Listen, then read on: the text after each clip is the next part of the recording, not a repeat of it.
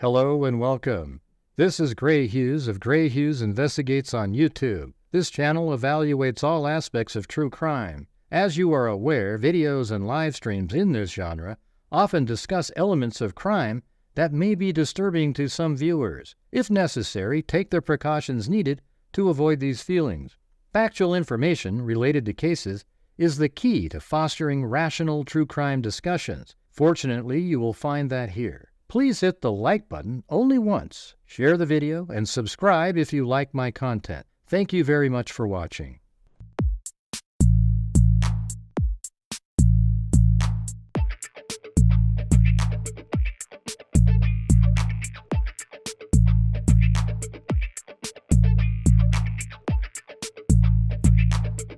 Stupid is being nice. You're an absolute moron. Huh? It's the house!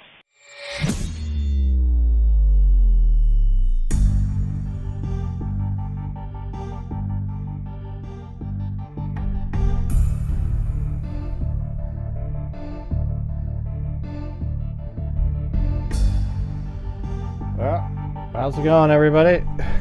Got my GHI beanie on. It's early. But we'll need some of those cups of coffee here early in the morning, I can tell you that. It's another day, new day. So the court begins here pretty soon. Looks like they've already, it's playing. Let me see something. Okay, cool. Let me save this URL over here. Now we have 3 of them. Because every time they do these shows, they're unlisted, but they're still there. If you don't have the URL, you don't have it. But anyways, I put out the video this morning, and the comments, these people are insane. They go, she wasn't talking about him being in Moscow that day. It was just in general. No, that's not what she was saying.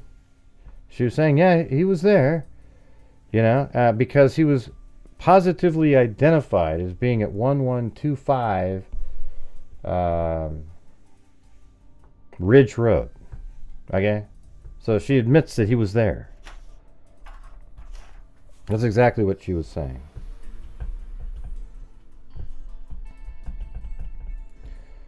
Let's see.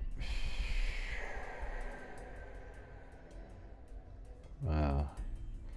Man, you guys are still talking about Stephen Avery and Brendan Dassey and those guys? Man.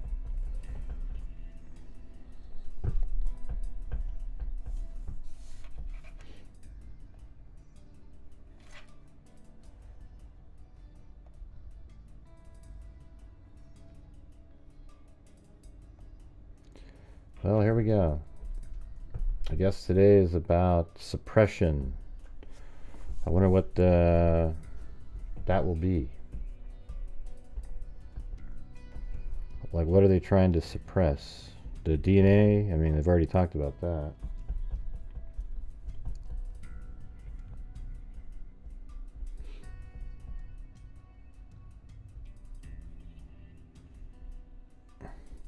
Oh, that's a beanie. I thought it was a red sweatband super size. What? See, it's even got the ball at the top. See?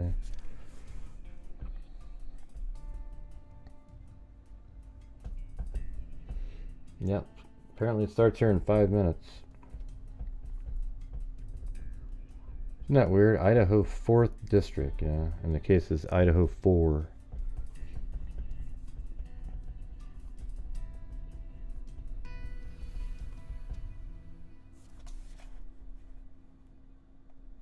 Let's see. Let's listen to the wording here.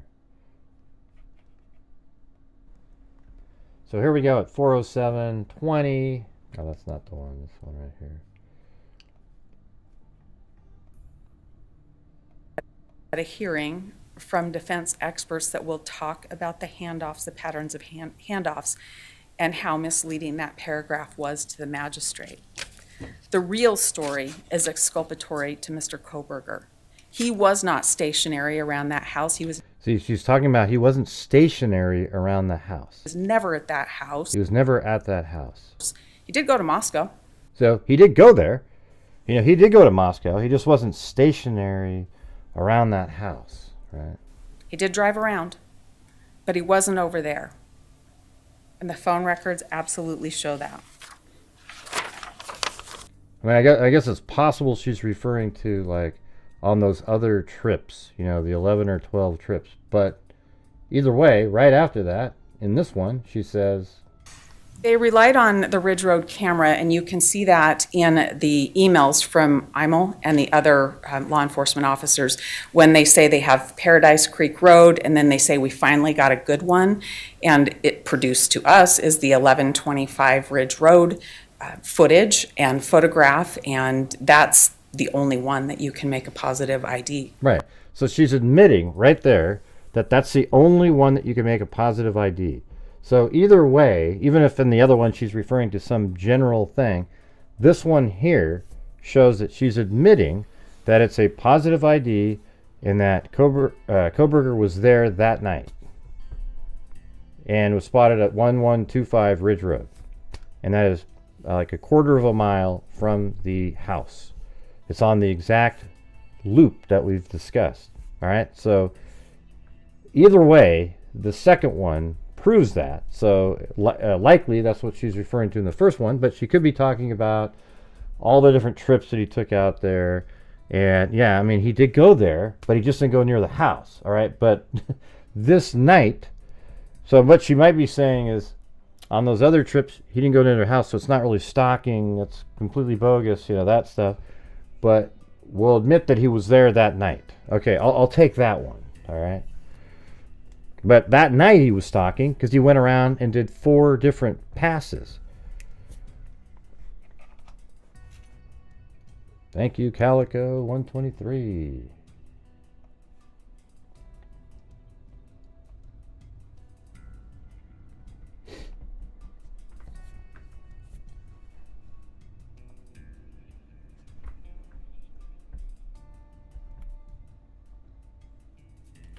Good morning.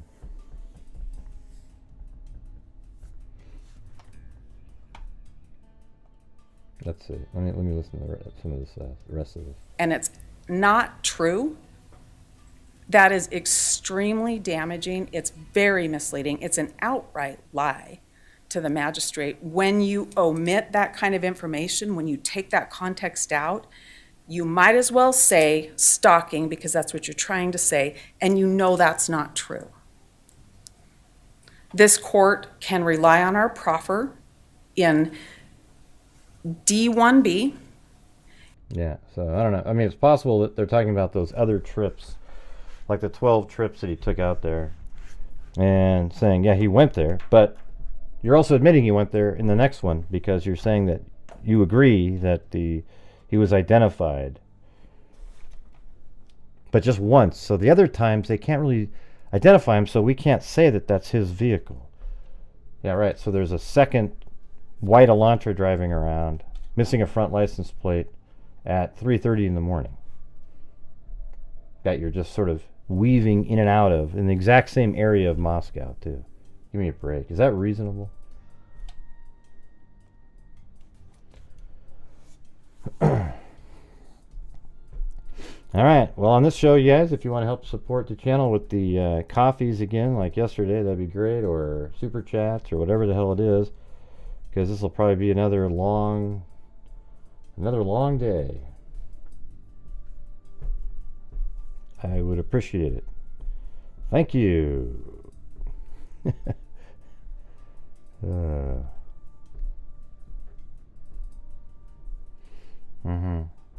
Yeah, so it's possible that she was talking about that.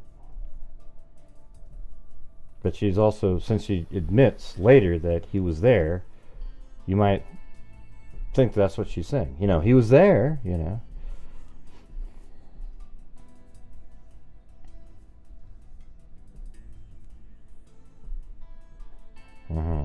Right, surveilling.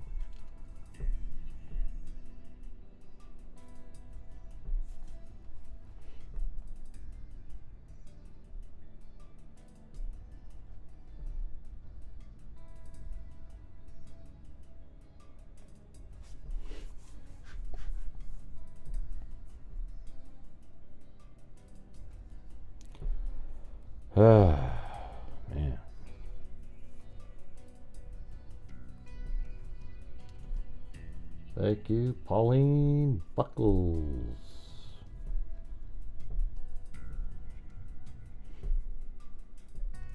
Supposed to start here at, I think, this time. Hey, thanks. Be kind and mindful. And thanks for being kind and mindful.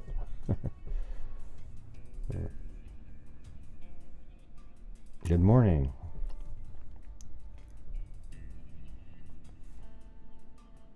Yeah, I've been getting this thing, trigger thumb.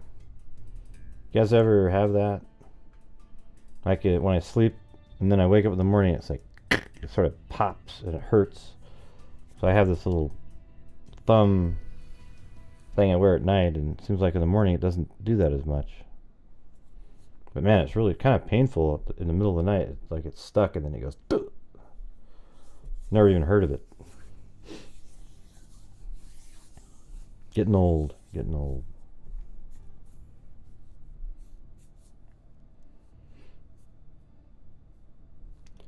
4 p.m. there. So you're 8 hours.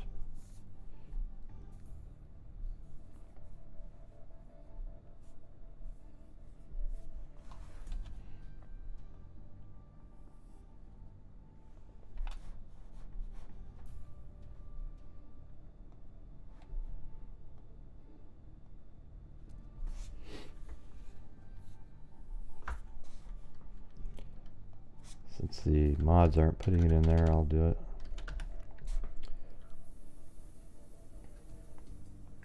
There's the coffee one. Nah, it wouldn't help.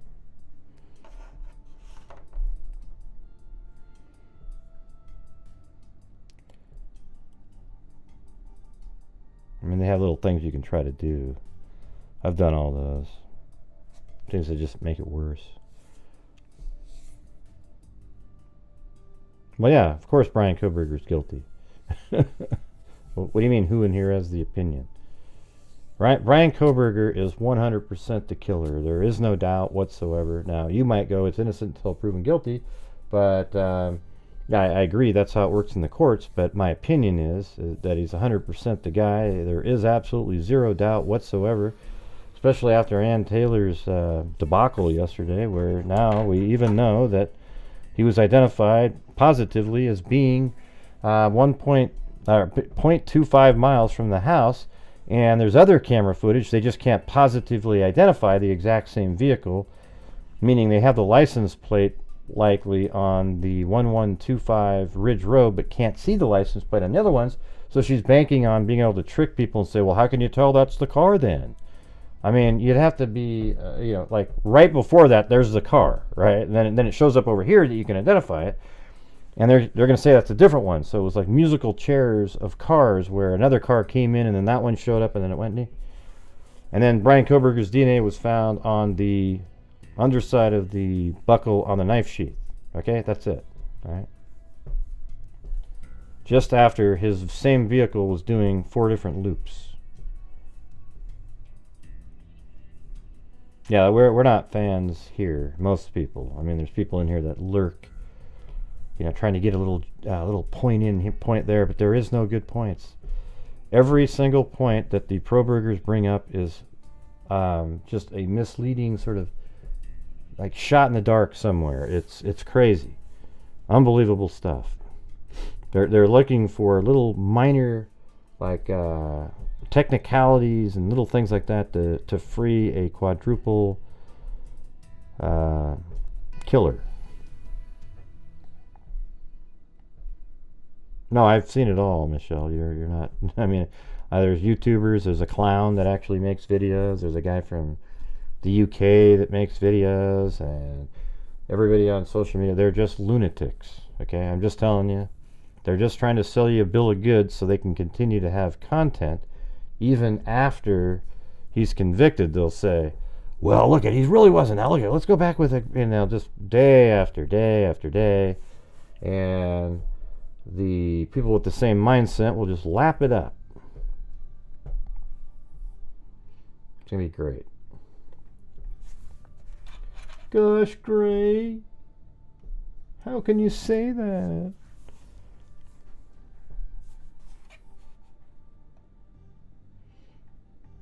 Man, no coffees this morning so far.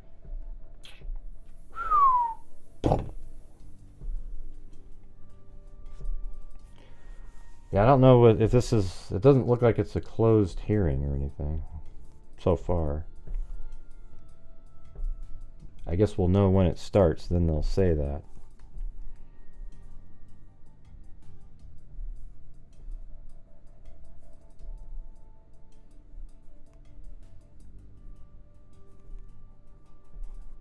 Yeah, and yeah, leave your... People, there's DNA all over the place. Yeah, but not on a knife sheath at a crime scene where a knife was used to kill 4 people.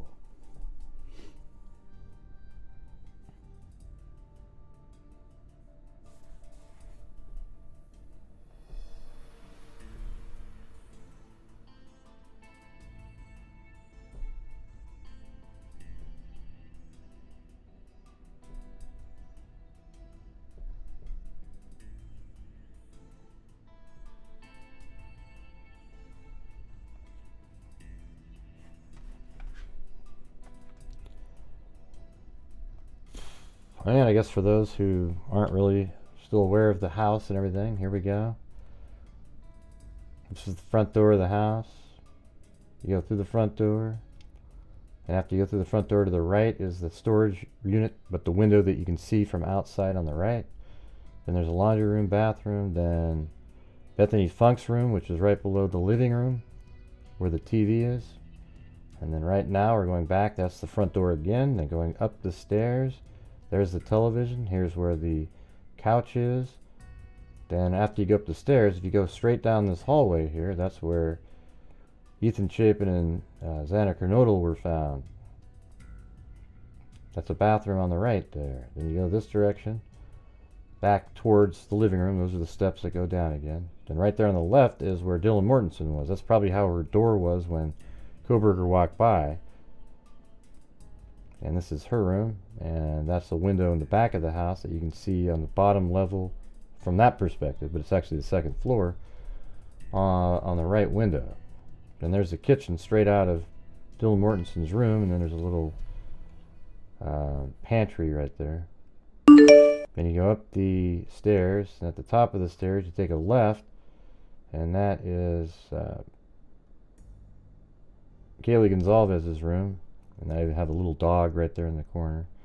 Doesn't look like that, but then you go this direction, and then this is Madison. After you come outside of, there's the balcony outside, right? And then you exit her room, and then right there and straight ahead is the bathroom.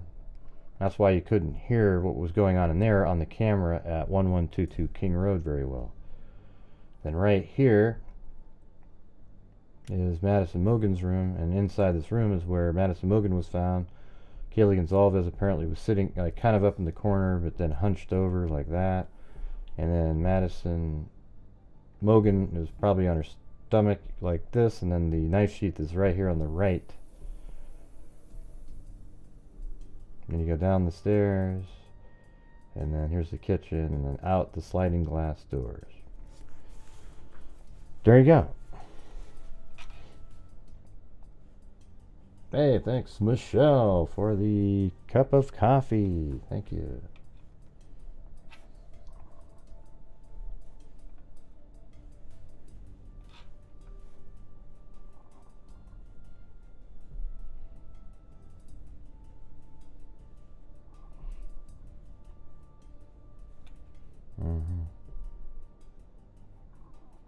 What's it look like over there?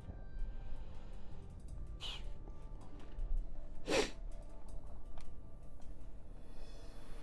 Yeah, and if you watched the video that I just put out, you'd see that, you know, the white Elantra, Ann Taylor admits that it was spotted right here.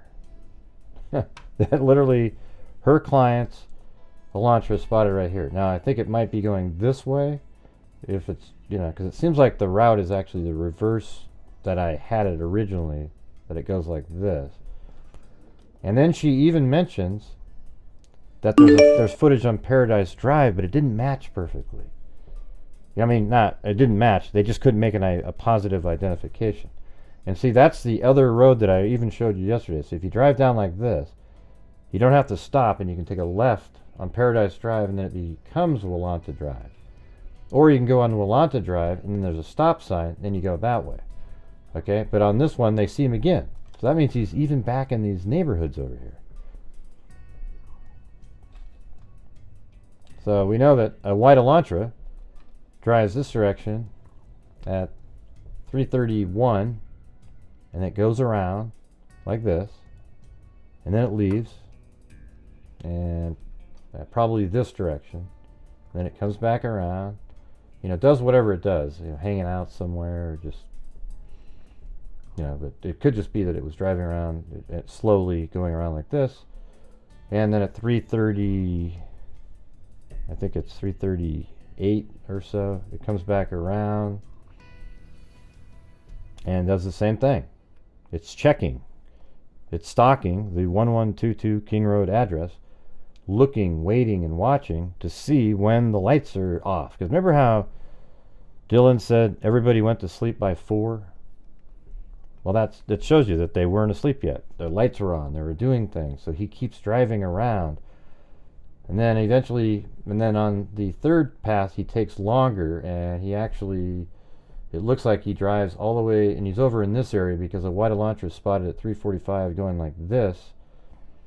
And it's perfect timing, by the way. I mean, if you drive from there and come over here after 3:39, you drive over there, you're right in this area at like 3:44, 3:45. And then eventually it comes back, and like at 3:50, I don't know, 3:57 or 8, something like that, it drives by right here again and does the same loop. And this time he probably noticed that the lights, maybe they were just about, at that moment they were turned off. So he's like, okay, I'll do one more loop, and then that'll give him enough time to sleep. So he takes off, does another loop, then comes back at 4:05, drives back here, but he saw something because that's right around the time the DoorDash delivery was dropped off.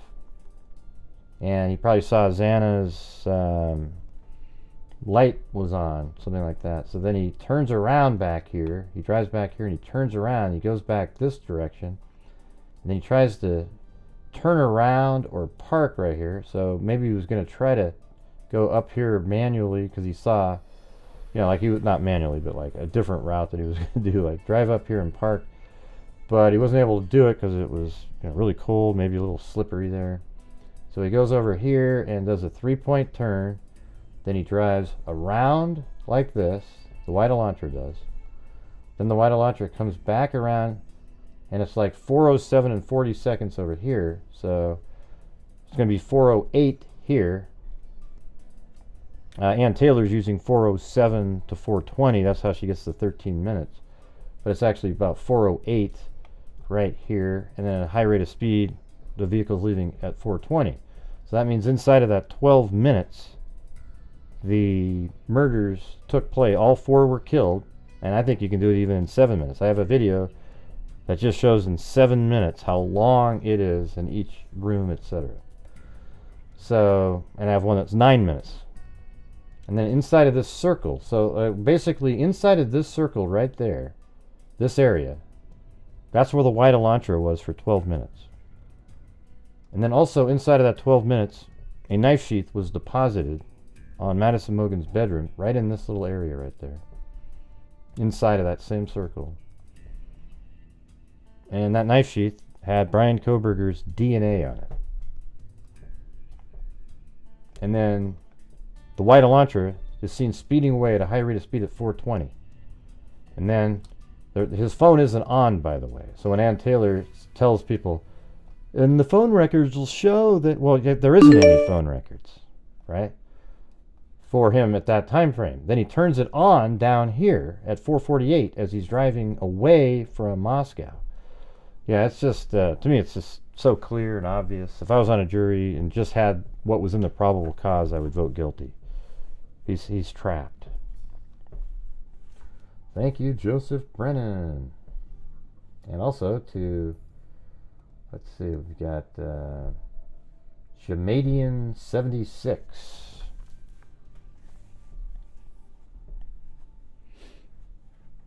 for the coffee. Thank you.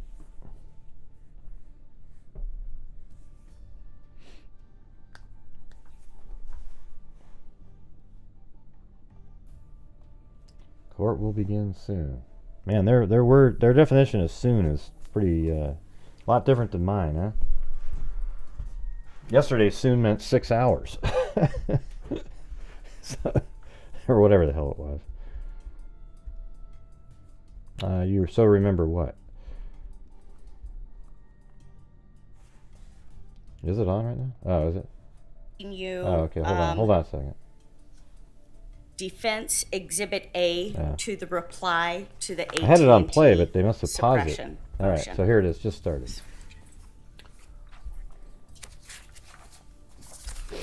I'll post the whole thing again at the end.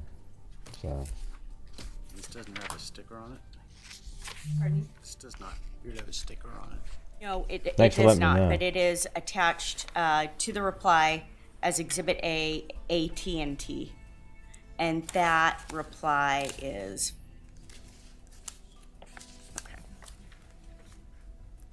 Have you had a few drinks there? can you see line 4 there?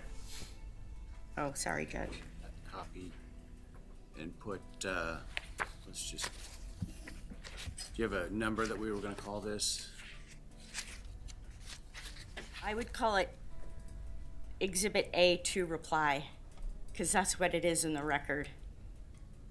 You see at the bottom of the page where it says Exhibit A, AT&T? So this is the return of the warrant of S2? Yes. All right, let's call it S2.2. I'll tell you, 4 windows, different. Or 2.1, pardon me. That's fine. The fact that it's associated with that particular warrant. Allowed to touch stickers under the union contract, so why don't you give it to the bailiff? What? Union contract.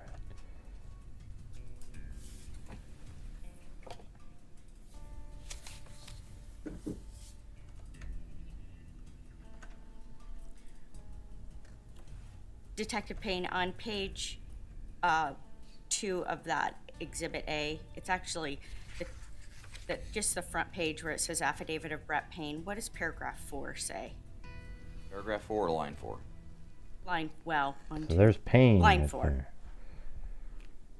Says the warrant was served on 12/23/2022 by email, fax, etc. So do you know exactly what method was used? I don't remember. Okay. And it says warrant in that line, right? Yes, ma'am. Does it say anything about the affidavit in support of search warrant accompanying the warrant? Oh, ma'am. On the next page, the receipt and inventory of warrant, do you see that? Yes, ma'am. Can you look at description of property? What does that say? It says 509-592-8458. Can you explain how that's a description of property and what that means? It just means essentially that there was the information retrieved as a result of that phone number being queried with AT&T.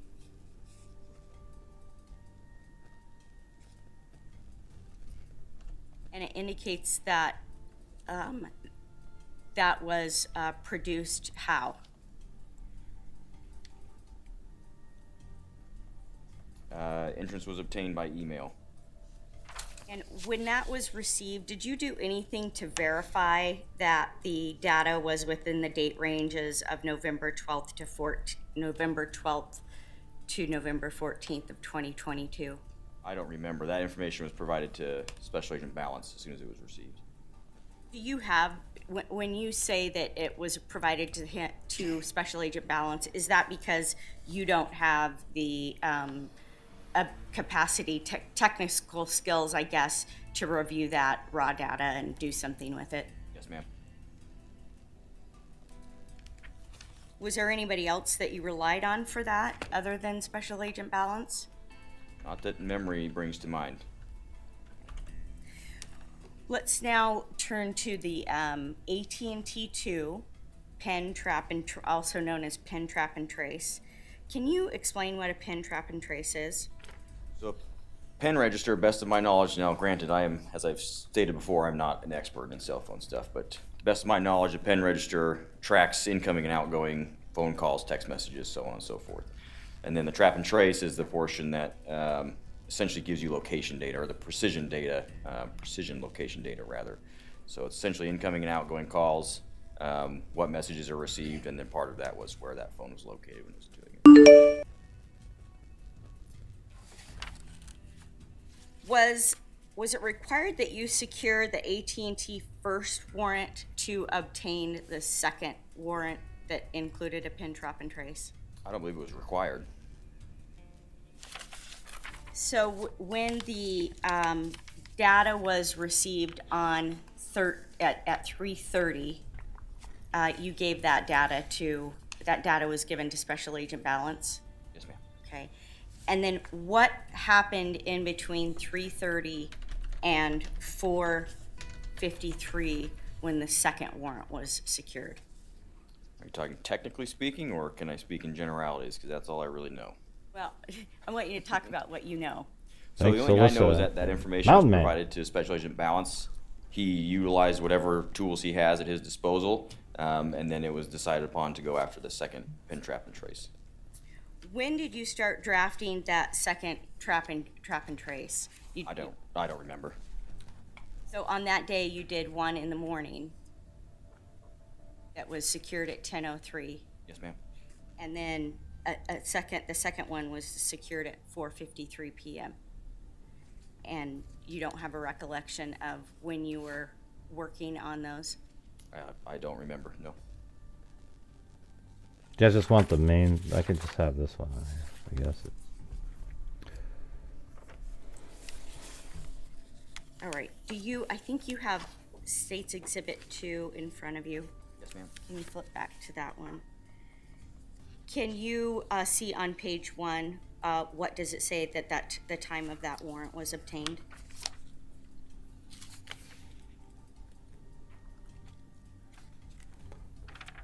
Talking about State's Exhibit 2.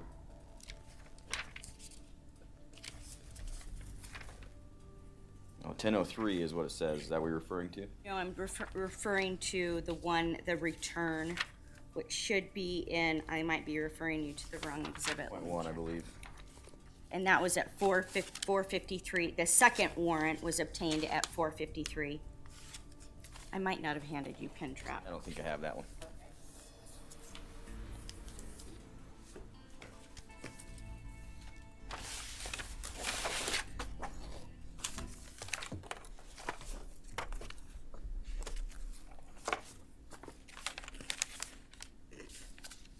Yeah, my understanding is, just so we're clear, because I'm getting a little confused, is that we have the affidavit for warrant, the warrant, and the return of the warrant all related to the first warrant to AT&T. And we haven't got the pin, trap, and trace warrant presented yet, I don't think. Right, I've got it here.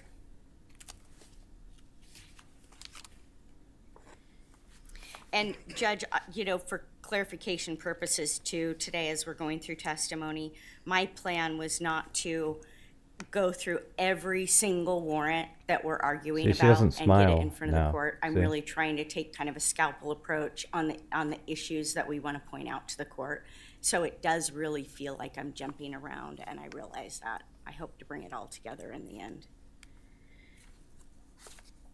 The only caveat being what I've told you before is where you have as a broad array of documentation that you've presented.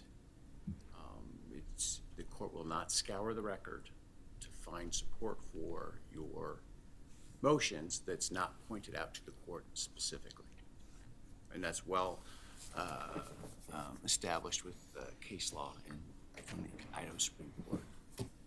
And Judge, that's why I am trying to grab the pieces and parts that I want you to be able to identify, and that's why I'm putting the paper in front of you. So I'm hearing you when you've asked us to do that.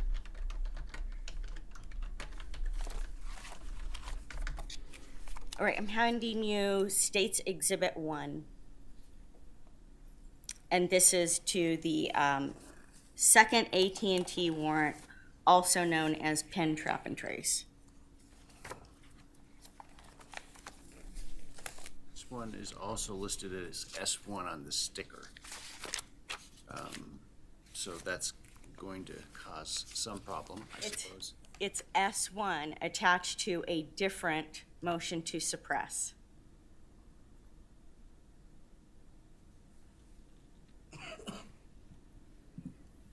Well, hopefully we can figure it out when we're looking at the entire record, but Yeah. And what I think, Judge, when you are going back and working with your clerk my concern, frankly, I know what all the documents are and what they relate to. Yeah. My concern is a reviewing court's ability to understand what you're talking about in court today and trace it to a stack of documents. That's my concern for this, so. And I understand that, and so in preparation for today, I mean, I really did think, do I need to go through and label all of these? And I thought that would create more confusion in the record because these are all attached to specific motions with these labels. This is marked S1, titled Affidavit for Search Warrant and Application for an Order for Pen Register or a Trap and Trace Device. Yes. So you're on the record what we're looking at. So Detective Payne, is that the warrant that, that affidavit in support of the search warrant that you drafted for that second AT&T warrant?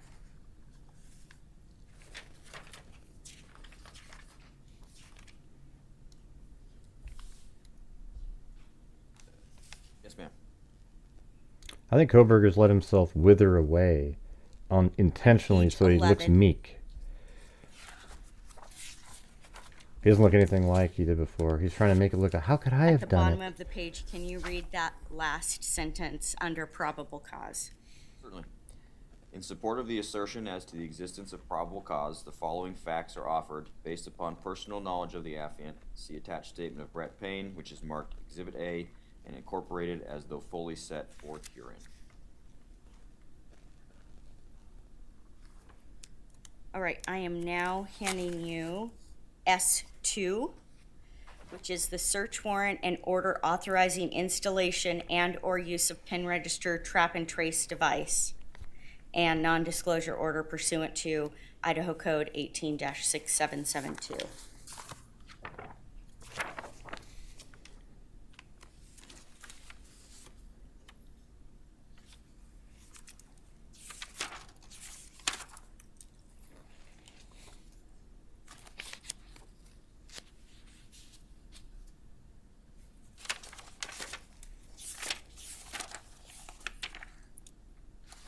Can you please turn to page 7?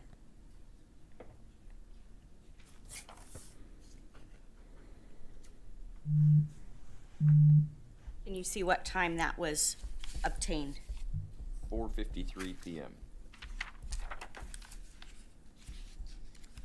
I mean, Jodi Arias did that same thing. She was really strong, and then she tried to look really weak, and like a librarian. And thanks, Susie Clue, Mountain Man, and Alyssa for the copies.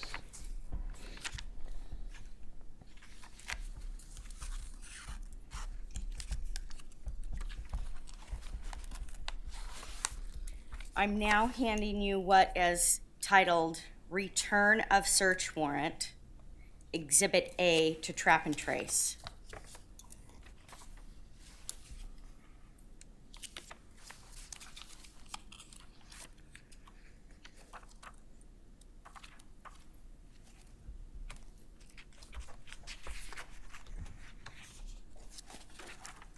Does that have a sticker on it? Pardon? Does that have a sticker on it? No, it does not.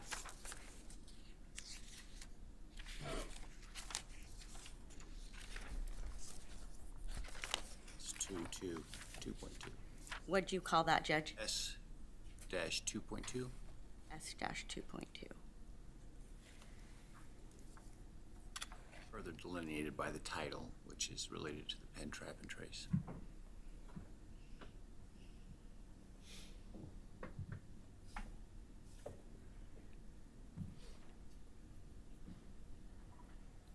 Do you guys like it, like where we go around, or you just like want the main shot, like this? I mean, I can leave it there too. It's easier for me. Can you look at page 2? You see the top. Who does it say it's the affidavit of? Corporal Brett Payne. Are you looking at Exhibit A, page 2? Oh, correction, I see what you mean. Affidavit of Lawrence Maury is what it says at the top. Right, and then but is that actually your It is, yes, ma'am. affidavit? Okay, so that was a mistake. Yes, ma'am. I'm sorry, what were you looking at? On page 2, the What top looks of great? it says affidavit of Lawrence This one Maury. right here? Oh, gotcha. It's the affidavit of Corporal Payne. Heading problem there. Yeah, it'd be tough. It'd be cool if it went by the voice and switched over.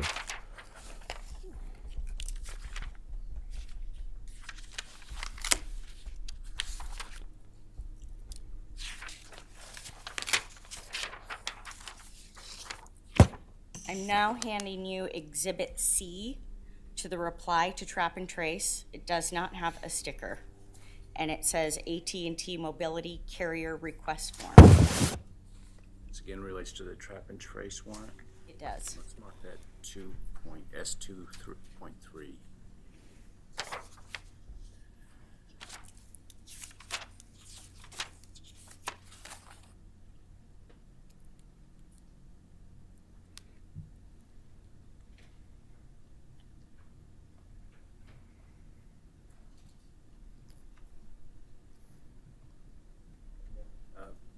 In the next day or so, if you would provide a formal identification list, if you will, of the exhibits that you'd stipulated to admission to yesterday, as I don't think we went through those individually, just so that there's a record of that. We can do that. Might take us a couple days, but we can do that. Can you look at, are you looking at that Exhibit C, Detective? Was cell site location data requested for this warrant on this page? Yes, ma'am. And was a timing advance report requested on this page?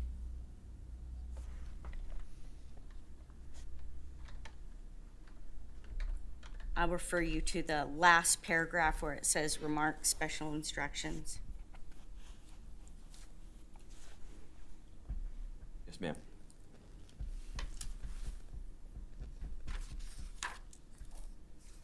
And do you see any reference in this document indicating that the affidavit in support of search warrant was included with the warrant?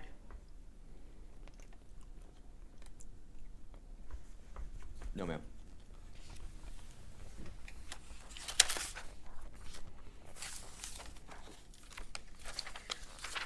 Okay, the next warrant I want to talk about is Apple.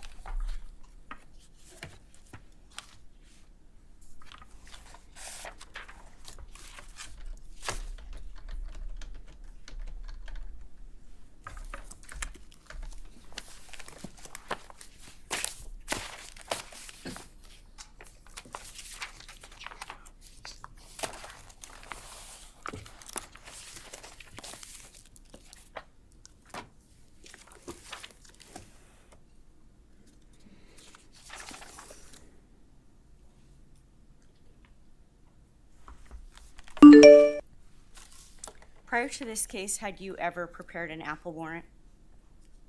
I don't remember. What was your training related to Apple warrants in December of 2022? I had no official training at that time.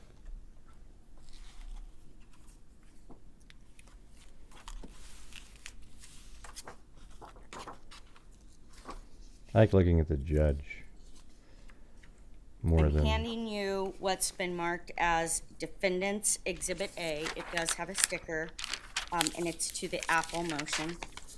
I like to see how he's responding. There you go. That's a good way. Right there. There we go.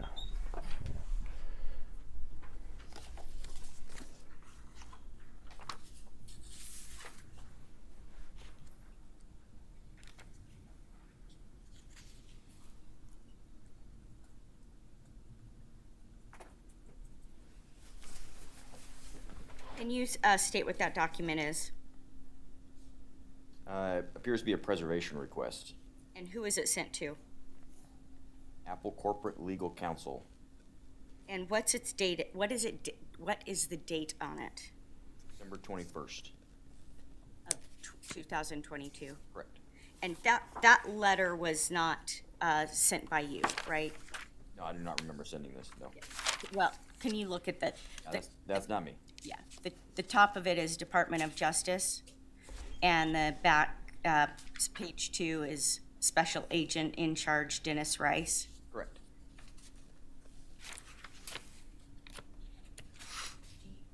How was the DeSales email account known at that date? I don't remember.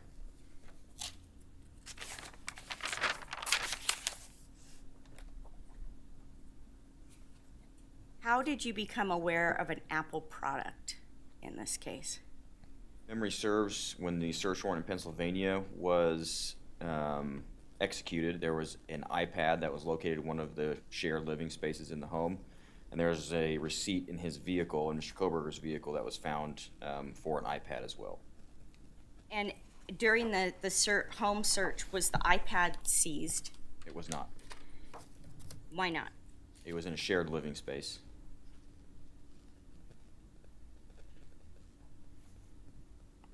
Do you remember what day that the Apple account was created? I don't remember, no ma'am. Does 2016 sound familiar with the research? That sounds vaguely familiar, yep. And you mentioned the receipt that was found in his car. Do you recall the date that indicated that an Apple product was purchased? I do not remember. Right. I will show you State's Exhibit 1. Hey, thanks, Mindy22, for to the affidavit of coffee. Search warrant.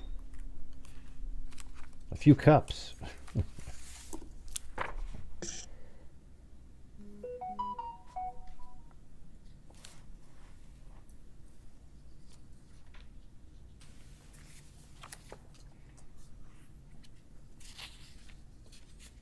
And I believe it's tabbed, the receipt. This is State's Exhibit S1, Affidavit for Search Warrant to Apple Inc.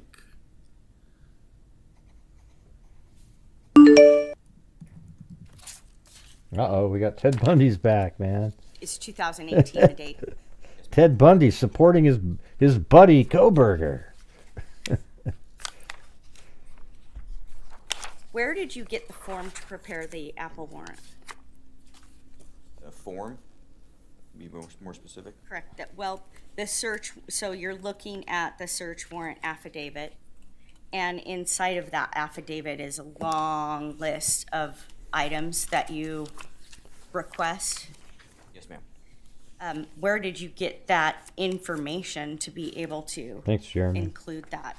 Iron That King, was all welcome. provided to me from the experts in that particular field.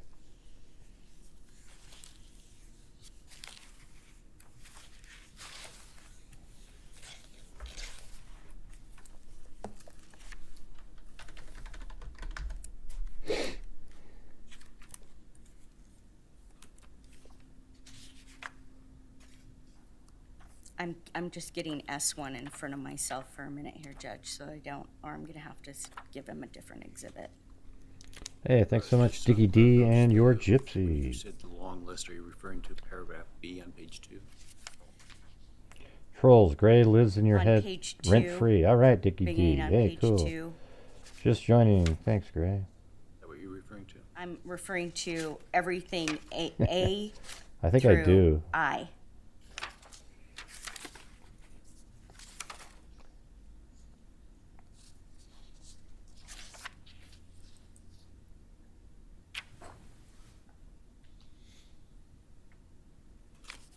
I'm sorry, was there a question pending? I kind of threw us down a side alley there, so I apologize if there was a question pending that I threw you off from.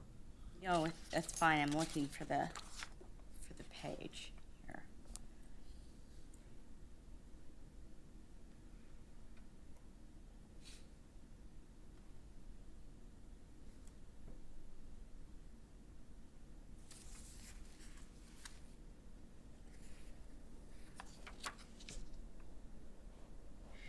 Do you recall that in your affidavit, there's reference that iOS devices can use an iCloud account to back up the iOS device? Yes, ma'am, that sounds familiar.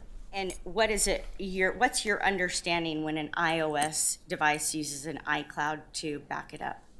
Similar to Google and many other of these digital operating systems, essentially they back it up to a cloud account. That information is stored not on your device only, but also in a cloud storage area. That's my understanding of it. And so in an Apple phone, that ends up as creating a duplication of what's on the phone? Essentially, yes. And do you recall that in the affidavit you made reference to the fact that Apple users get 5 gigabytes typically of storage and then can purchase more? Yes, ma'am.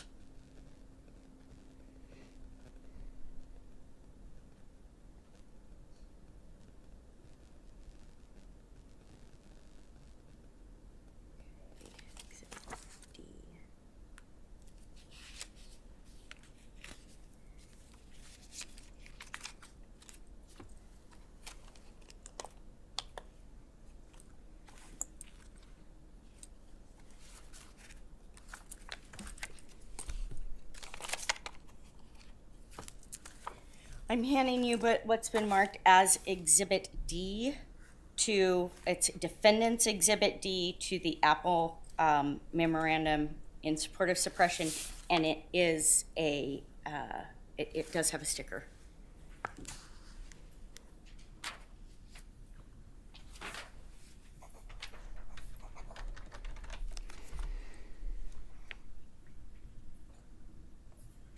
All right, it's marked Defendant's Exhibit D, date 11/14/24, entitled Affidavit for Search Warrant, directed to Apple Inc. Can you please turn to page 27?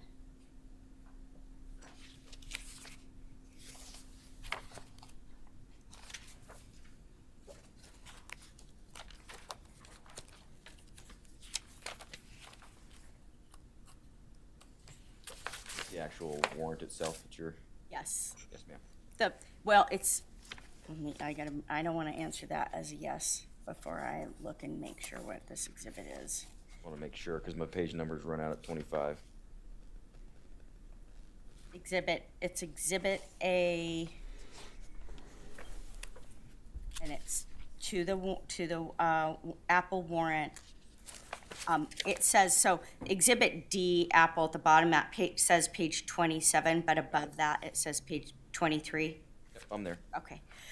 At the top, it says on January 27th, Apple Inc.'s Privacy and Law Enforcement Compliance Office responded with the requested records. I'm not there, so can you Oh, give I'm me some sorry. direction? Are we looking at Exhibit D? D? Yeah, page 27 of my marking bait. So it says Exhibit D Apple page 27. On January 27, 2023? Yes. All right, go Yes. On January 27, 2023, Apple Inc.'s Privacy and Law Enforcement Compliance Office responded with the requested records. Can you explain what Apple responded to? I don't remember what all they responded to. They responded to the search warrant and all those listed items that were in the warrant itself. And the warrant, the date on this, if you will turn to, let's see.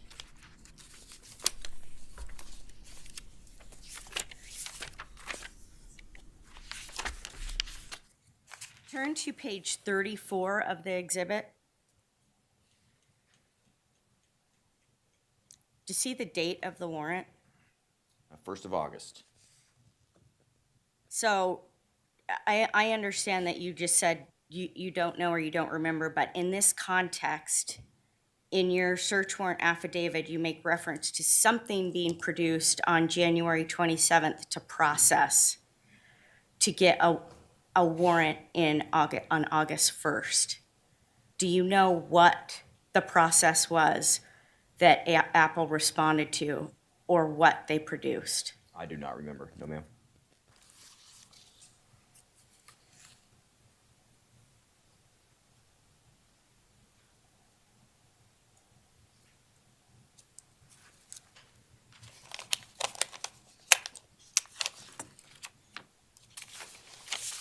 I am handing you Defendant's Exhibit B to the Apple. Defendant's Memorandum in Support. It does have a sticker on it.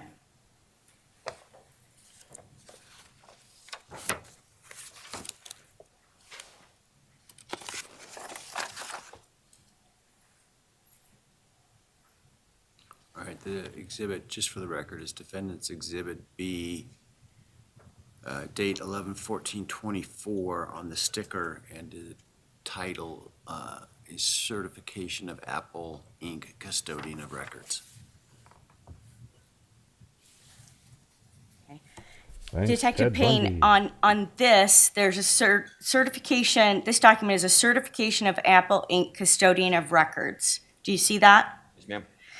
And it indicates that records are certified and being produced from legal process served on to Apple on January 12th, 2023. Yes, ma'am. Do you see that?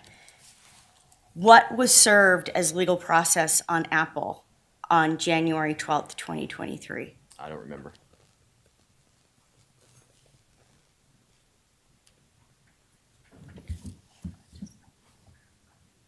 You know what the legal process would be?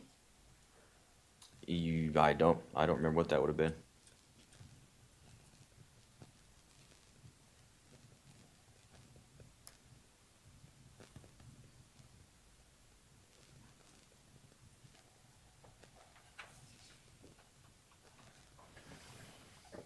Going back to Exhibit D. Do you have that one in front of you still? Yes, ma'am. Can you turn to page 35 of that? Yep. On line 4, what does it say? Warrant was served by Corporal Payne on August 1st, 2023 via law enforcement at apple.com. And so that would have been the Apple warrant, right? Correct. And you served it, right? I believe so. Well, when you say you believe so, would you have executed an affidavit if you hadn't? No, ma'am, I just wanted to make sure on the warrant return itself that it wasn't served by one of the digital forensics folks. This affidavit is your affidavit, and on line 4 it says you served it, right? Yes, ma'am. Did you serve that with a copy of the search warrant affidavit? No, ma'am.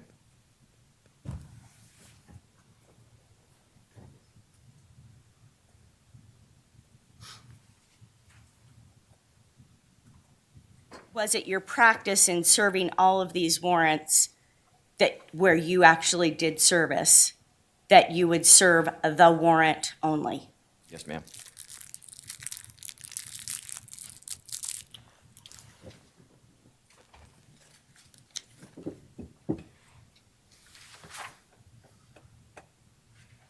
And then on Exhibit D, page 37,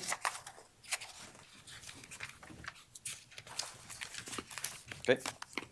at the bottom where it says description of property, can you explain what the return was for that Apple warrant?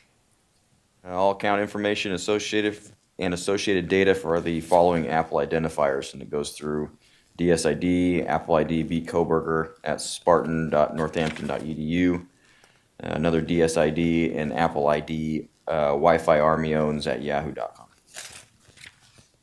Did you open up the Apple data and examine that? I don't remember if I looked at what the return, like all the files that were attached were. In terms of evaluating that Apple data, as the lead investigator, who have you put in charge of evaluating Apple data? I relied on the specialists in those fields, which would be Detective Maury and then S.A. Balance. Those are the folks who knew far more about it than me. And do you know, as we sit here today, whose job it is to evaluate the Apple data for this case? I don't know, ma'am. Not right now. Okay, the next warrant we will talk about is Google.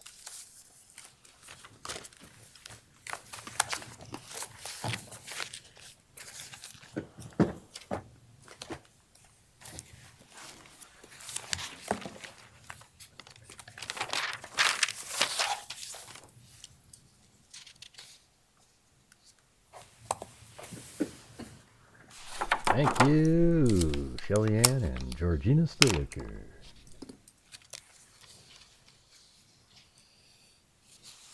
I'm handing you what's being marked as Defendants D to the Google memorandum in support of suppression. Thanks, Jeremy Pearson, for gifting a membership.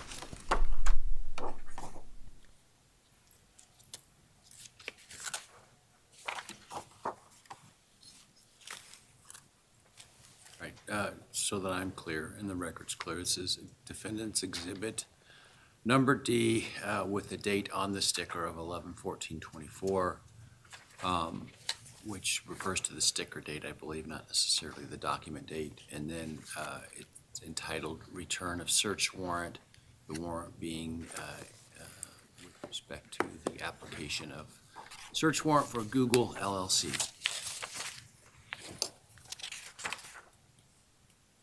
That as the other documents that were proffered are admitted. Did you prepare the Google warrant returns Exhibit D? Yes, ma'am.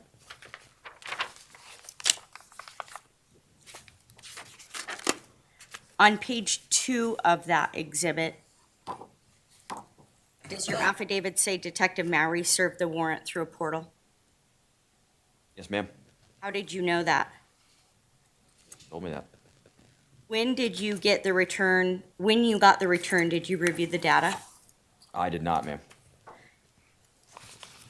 Did you take any steps to see if the return conformed to the warrant?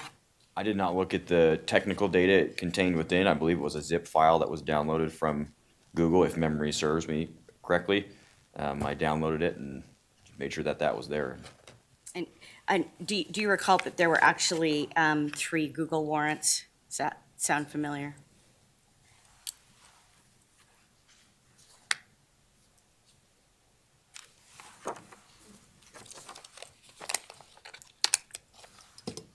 I'm going to hand you now Defendant's Exhibit E.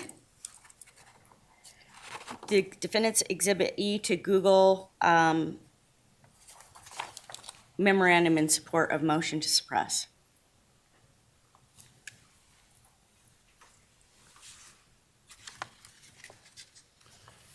All right, Defendant's Exhibit Number E, again with the date on the sticker, 11/14/24. This is a receipt and inventory of warrant to Google.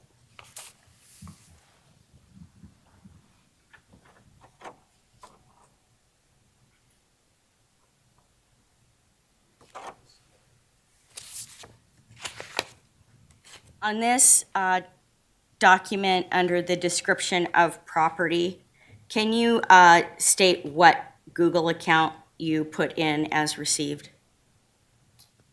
Zip files for all digital records for the Google accounts of Bryan Christopher at gmail.com and username spelled a bit different at gmail.com. Did you know that the email in the warrant is actually Bryan Christopher 1994 at gmail.com? Oh, that sounds familiar. Yes, ma'am. Okay. So on that description, is that a mistake? Yes, ma'am. And did you do anything to, I asked you this, but you didn't do anything to verify that the data that you received from Google fit what was requested in the warrant? No, ma'am. Not to my recollection. Right. That's it for Google.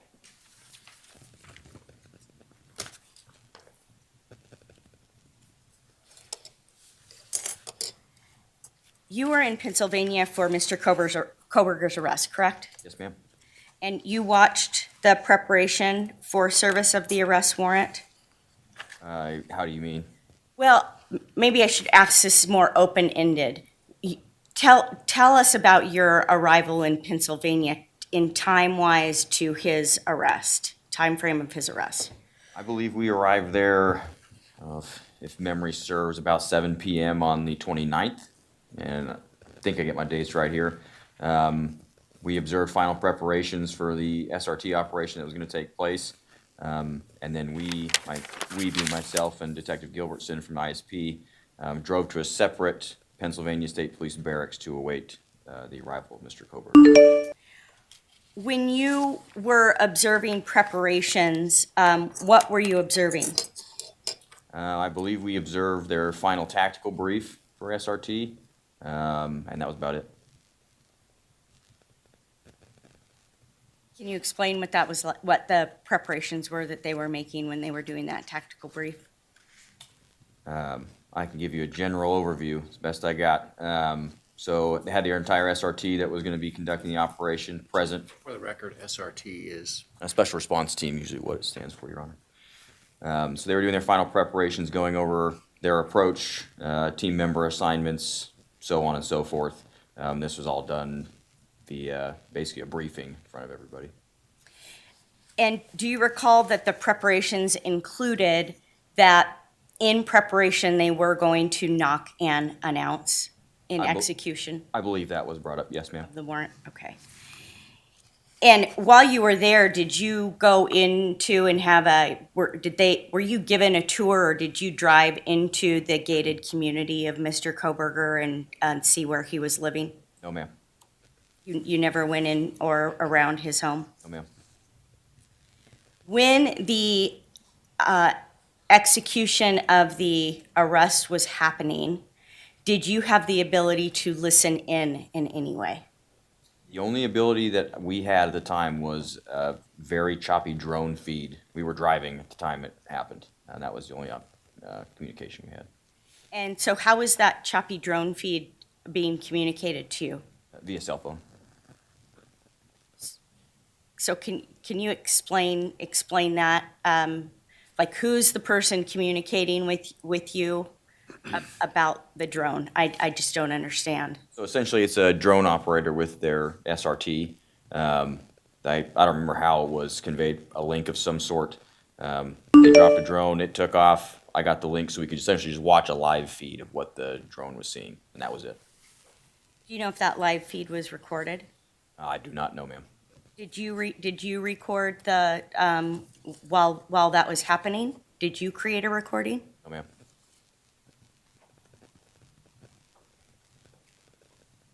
What is a Bearcat? Bearcat's an armored vehicle used in SWAT operations. And do you know what role the Bearcat? Describe that vehicle again. So they're usually built on, I think it's like a Ford F-250 chassis. So it's a pickup cab essentially, but it's got a large box compartment in the back, for lack of a better term. Bundy. Usually has portholes on the sides. It's highly up armored to protect the occupants, being SWAT operators. And they usually use them as an approach vehicle, so they have a covered location to deploy from. Is it like a retrofitted military piece of machinery? No, ma'am. It's specifically a law enforcement piece of machinery, Yes, ma'am. and it sounds like it's really big. It depends on what you're comparing it to. I'd say it's no bigger than, if you were to have a pickup camper on the back of an F-250, something like that. And what's your understanding of where that Bearcat was parked for the arrest? I believe the Bearcat, if memory serves, drove up the driveway and just parked in front of the house.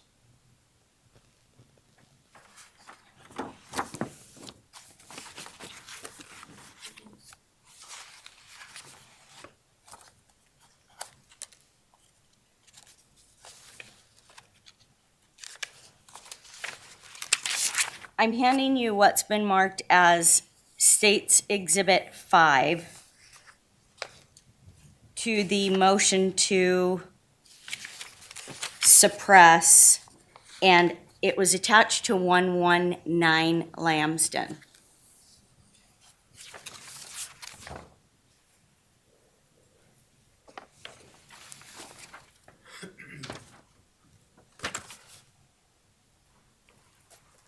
All right, this is marked with an exhibit sticker S5. Title of the document is Pennsylvania State Police. Heading with essentially a letter directed to Detective Payne.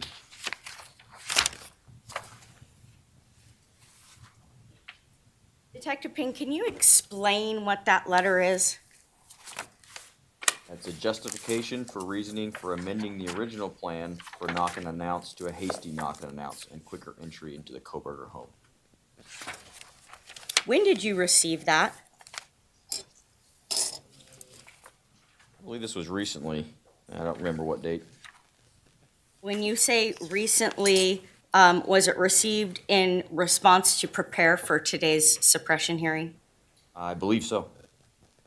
Do you know why Mr. Lang didn't date the letter? Have to ask him, ma'am.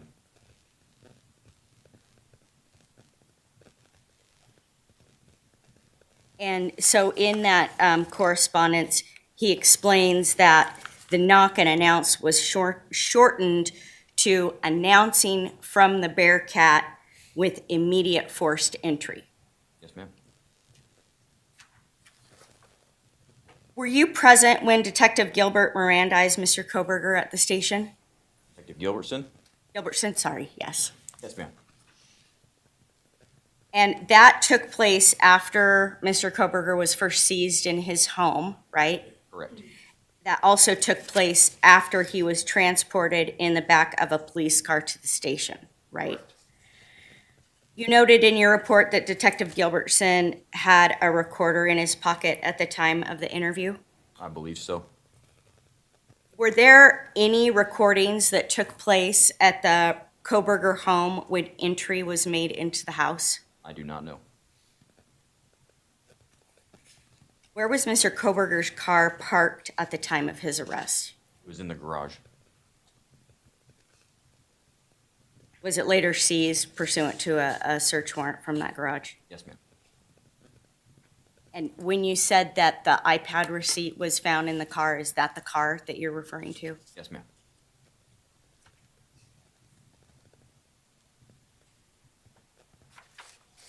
That is all the questions that I have for you. Thank you.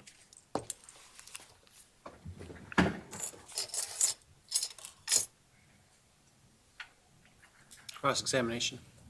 We have just a moment, Your Honor.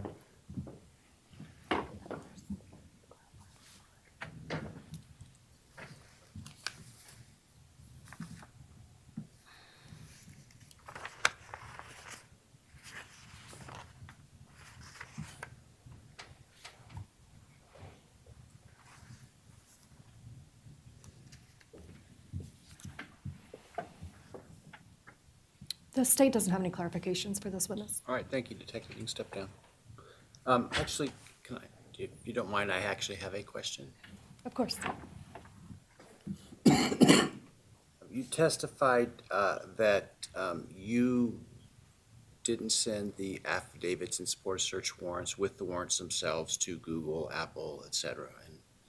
And the persons that processed the evidence received, would they have knowledge of and access to the affidavit?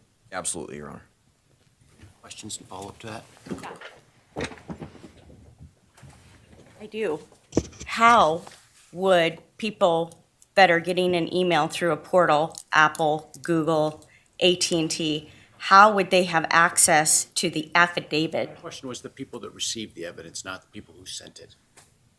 So in other words, the police and team that reviewed the evidence, did they have access to it? Not, that wasn't my question. Okay, I didn't hear you. You do Just have to clarify. You do have a soft voice, and I am losing my hearing.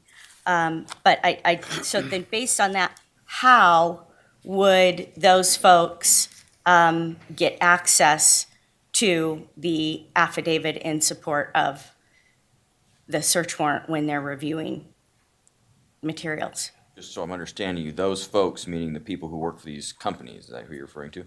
No, I think that's not what the judge was Correct. I asking. understand. He was asking that once that evidence is returned and you log it, his question was, do they have access to the affidavit in support of search warrant? Right. And your answer to him was yes, absolutely. Yeah. How? There were paper copies of it. It was no secret. It was shared freely amongst the investigative team.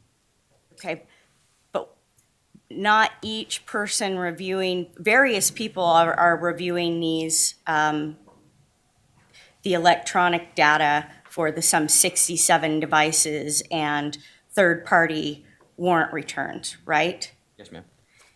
And in terms of my question earlier, which was who, I was asking about Apple, who's reviewing that data? Your answer was, I don't know, right? Yes, ma'am. So if you don't know who's reviewing something, how would you know that they have access to a search warrant affidavit? Well, that's the beauty of having a collaborative team effort. If you share the information freely, it's not independent upon myself to provide that to them. Everybody has that information to reference.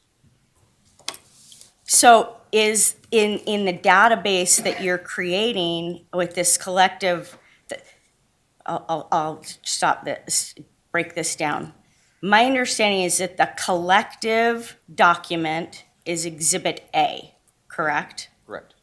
And then when you attach Exhibit A to a warrant with Exhibit A to a affidavit in support of a search warrant, you also add additional language depending on who that warrant is for, right?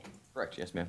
So there are over 100 different search warrant affidavits in this case. And it's your testimony that everybody who would have access to doing review of data has access to go in and look at what exact search warrant affidavit was executed? I believe so, yes.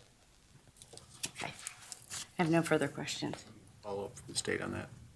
All right, thank you, Detective. Judge, I think we don't need to step away, but I do need a break to organize my documents Just watch you.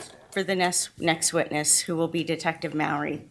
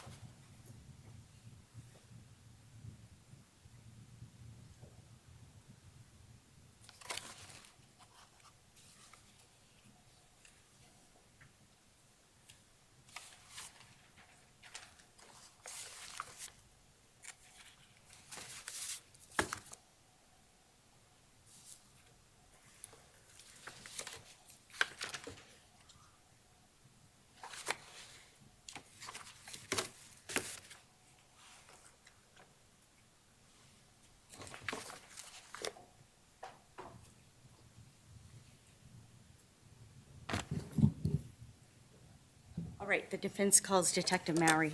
All right, and Detective Maury can come and be sworn.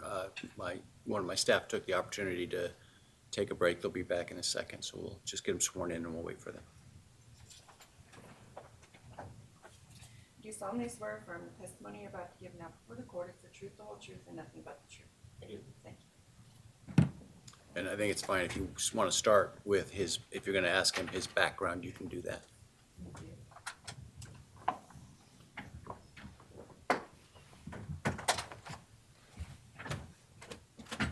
Good morning. Morning. Detective Maury, could you please state your name and spell your last for the record? My name is Lawrence Maury, Mowrey. What's your current job?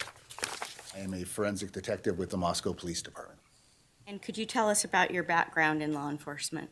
I have 14 years of law enforcement experience in the state of Idaho. I've been with the Moscow Police Department for the last 6 years in this current role. What is your role in this case? I was, put in charge of, lead, I don't know. I was the one that was looking at and funneling the excessive amount of digital data and evidence that was coming through. Have you taken on any other roles in this case? Have you had other duties? If you're asking about serving warrants for digital evidence, then I've done that, yes. And you've heard Judge Mike. Yeah, you're fine. Go ahead. Okay. Do you agree that the Exhibit A that's been discussed was and attached to warrants, that was a group effort? Yes, Have you been a part of that group? I was. What role did you have in the first AT&T warrant? I don't recall specifically. I was there when it was being discussed.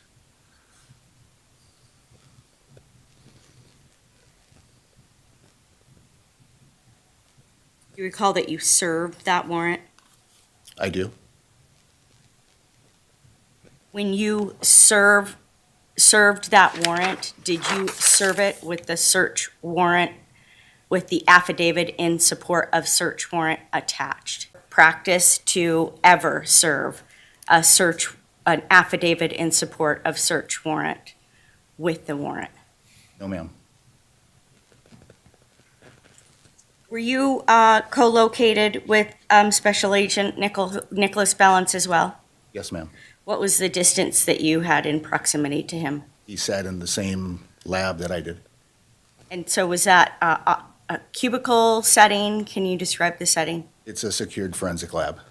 It has a door. And then inside, is it open? Were you in separate offices? It's a single room. Single room. And so you were literally in the Thanks, same Ted room Bundy and with Agent Balance. Queen And was that for the entire time that he was co-located there? DJG. Yes, ma'am. Were you aware of his ability to have access to AT&T records without a warrant? No, ma'am.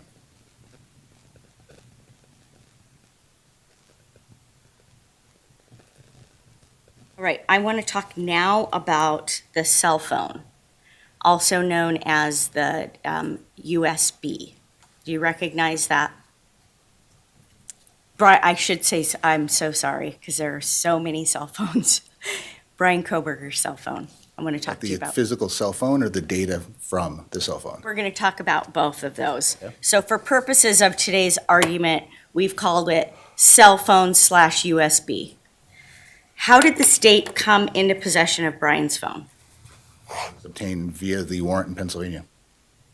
Was a copy of that phone made prior to the search warrant being signed? Which search Copy warrant? of Bryan's cell phone. Again, I'm asking which search warrant. You're talking about the one from Pennsylvania or the one that we requested once the data returned? I'm talking about when it was first seized, so it'd be the first, The Pennsylvania one? right? I do not know.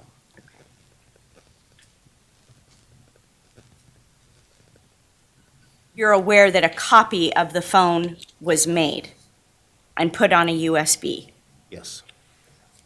and then a warrant was obtained to search the USB. Yes, ma'am. And that's the second warrant. Yes, ma'am.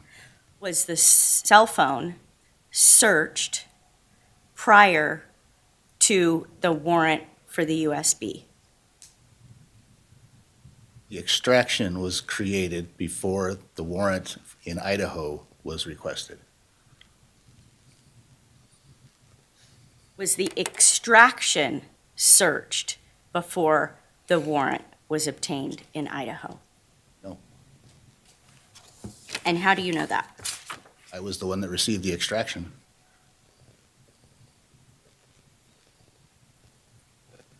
The extraction, where was the extraction made? Pennsylvania. And who made that extraction?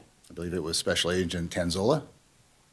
And how did Special Agent Tanzola get that extraction to you? You'd have to ask him. I believe it was using a Cellbrite product.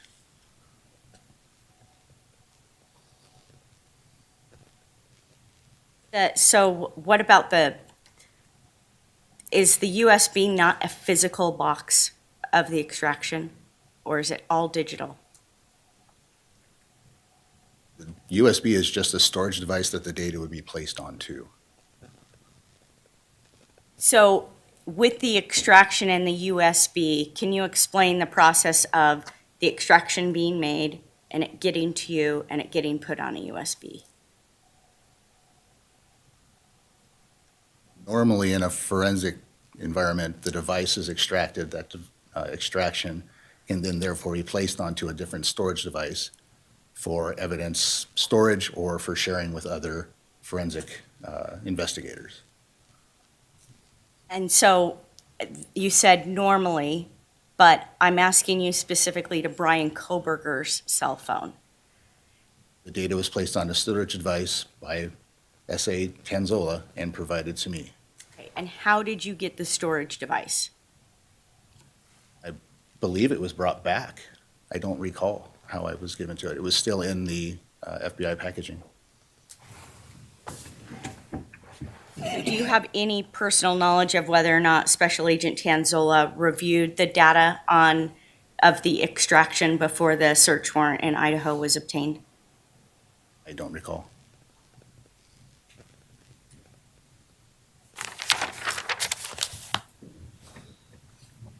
Okay.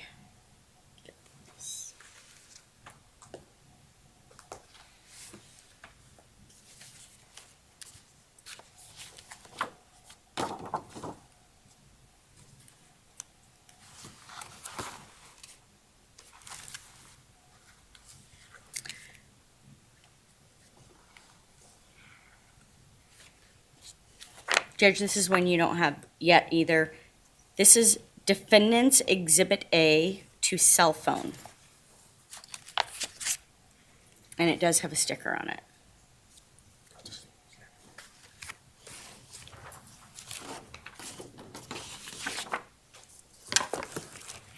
Do you have an extra copy of that? Pardon? Do you have an extra copy of that? No, I handed two, right? Yeah, and going forward, I need 2 copies. I will. I heard that message yesterday, Judge, and I apologize. Moving forward, I will make sure that there's that extra. I'm assuming you went up for your clerk. Is that My staff attorney, Yeah, yes. yeah.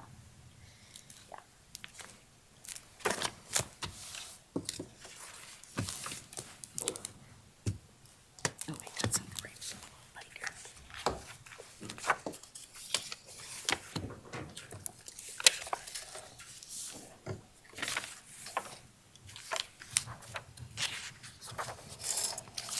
And just for the record, as I've been doing, this has been marked Defendant's Exhibit Number A with a date on the sticker of 11/14/24. The document on which the sticker is placed, first page is affidavit for search warrant.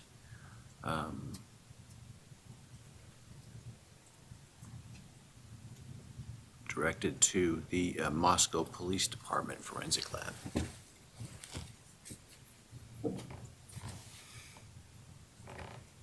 Detective, how did you create the affidavit in support of the cell phone of the USB warrant? How did I create it? Yes. Guess I'm not understanding. That's a vague question. How did you go about drafting this? Is this a document that you had, that you filled in from, or did you start from scratch? How did you I come don't up? remember the exact way that I did it, but it's not, this isn't very different from, say, an ICAC warrant that I would have had previous intentions to search the cyber tip information that would be already placed into evidence at the digital forensic lab. So there's knowledge about what you're asking for and lists of things to get, what are you basing that knowledge on? I would be basing this on information that I've done in previous cases, other warrants that I have served, and other warrants that I have viewed from other investigators throughout my time. Can you turn to page 24?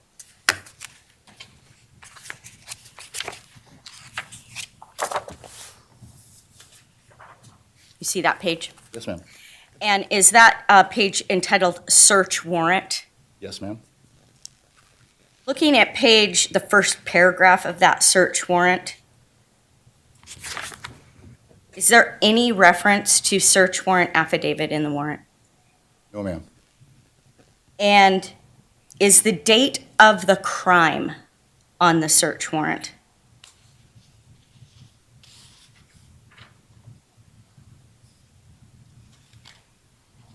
No, ma'am. On page 25, can you turn there? There's a directive to search the premises. Do you see that? Yes, ma'am. What's the premises listed as? 155 South View in Moscow, Idaho, in the forensic lab. 155 South View, one word. Does it say USB in that descriptor? No, ma'am.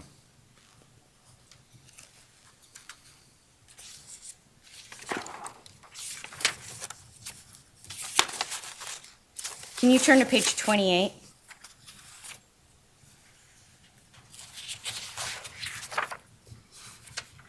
Who is Key Computer Forensic Lab? Key is not a person, it's a thing. It unlocked the secure cubicle that the USB was placed into by myself so that it was secured. I had the key, and entrance was obtained by Key in the Computer Forensic Lab. That makes sense now. I thought it was the name of a company, and I don't know why, but that makes sense. Key Computer Forensic Lab. Who was ultimately in charge of searching the USB drive? The data was extracted, or not extracted, but reviewed by several different people. Okay, who are those people? I don't know all of them. Myself looked at some of the information, but not all.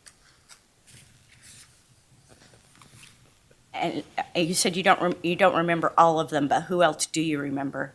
The information was also given to the FBI. The FBI had that information and they examined it. And do you know who with the FBI? No, I do not.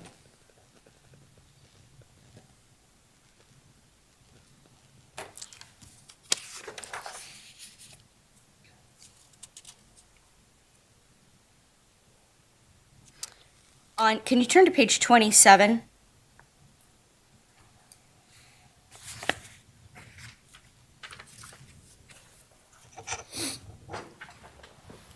Can you look at page 6? Or not page 6, I'm sorry. Number 6, line number 6. Do you see that? What does that say? A copy of the warrant inventory sheet were left with the drive. And that does not indicate that a copy of the search warrant affidavit was left with the drive. Is that right? No, ma'am.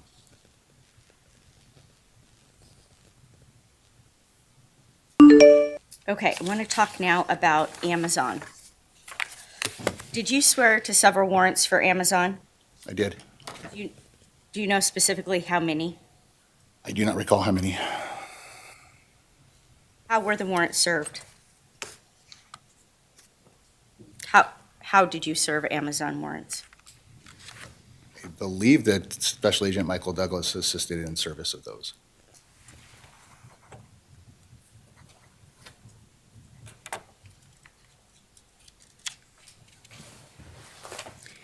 What training do you have in Amazon accounts and records? I do not have any training for Amazon specifically. and I think you answered my next question, but there was a reference in the warrants to a special agent locating an Amazon account. Is that the special agent Douglas? I don't recall who was that, who found that information. How was an Amazon account located? Thanks, I Gloria. don't know.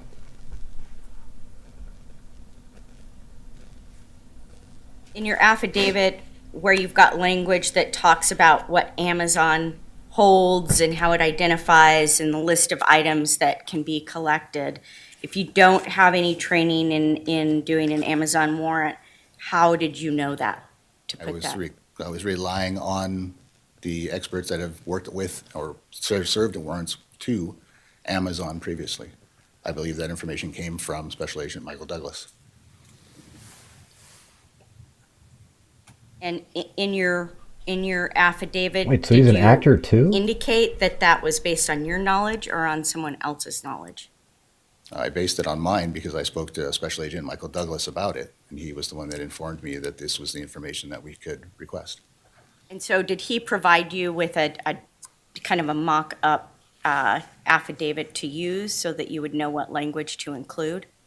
I don't remember if he gave me a mock-up, but obviously he would have helped me with the wording of it. The wording of the warrants is pretty technical, right? All the list of items that is asked for? Any electronic service provider usually has their special way of asking for things. And so since you don't have training in Amazon, you relied on Special Agent Douglas for that? Yes, ma'am. Okay, Google is the next one I want to talk to you about. What's your training about Google? Again, I have no specific training to Google. I've served various email or warrants on Google for other means. Is your experience with Google isolated to this case? No. You've done Google warrants before? Oh, yes.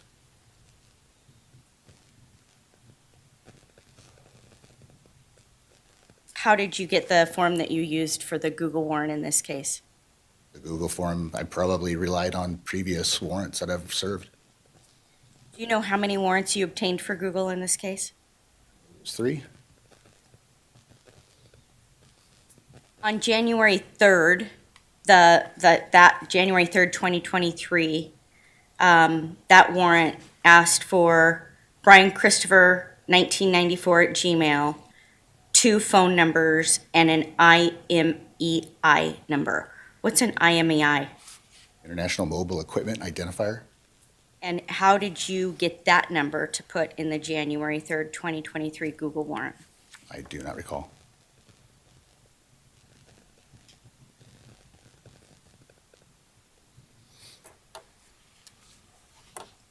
Okay.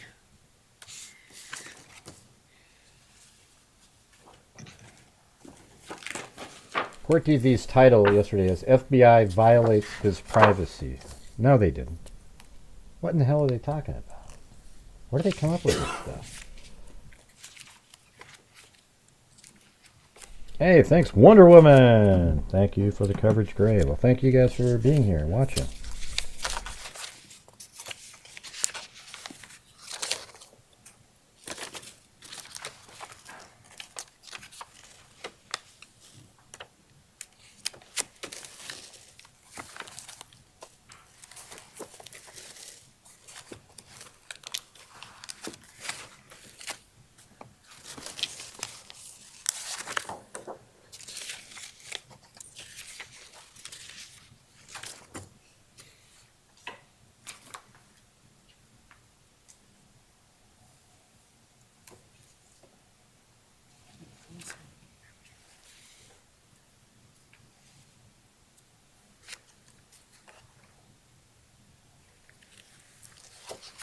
Were you, in preparation for creating these warrants, were you having communications with Google? Specifically about these warrants? About being able to get the data via warrants? I don't recall communicating with them specific to these warrants. Okay, I'm going to hand you what's Defendant's Exhibit F to the Google Memorandum in Support.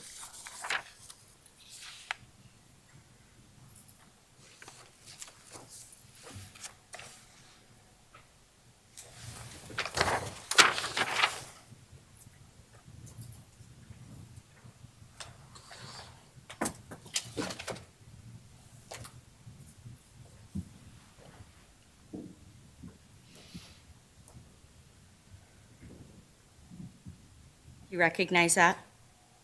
It appears to be an email between myself and a Francis from Google. So is this how you were communicating with Google via email? I was communicating with Google for other, I'm not sure if this is the one for this specific warrant, I guess is where I'm getting at. There was question of what Google could provide. We served Google at one point with a warrant, and they said it was, they couldn't do it because there would be too much data. So they were trying to assist us in, well, basically not spending $100,000 of getting them Goods. data. The oldest was paranoid, didn't So, want to go. To be clear, when I'm talking about Sorry about that. I the had to check communications something. generally, I'm talking about your communications with Google about all the warrants. So was there email and telephone communications or just email? I believe I spoke with their legal representation on the phone. I don't remember if there was other conversations. Do you understand the difference between a personal account and a not personal account on Google? I do not. Well, there's reference to DeSales and DeSales helping from their end. Can you explain that? I don't recall what that means. Do you recognize what DeSales is in the course of this case? It references an email address that was associated with the defendant. Okay, and that email address associated with the defendant is a college that he attended, right? Yes. And so was there communication with DeSales about them not wanting to produce records pursuant to a warrant because it was educational records protected by federal law? I was part of a little bit of that. Officer Detective Payne knew more about that conversation, but yes. And so what I'm trying to understand is what was DeSales doing to help? I believe DeSales was just waiting for a warrant. I don't recall completely.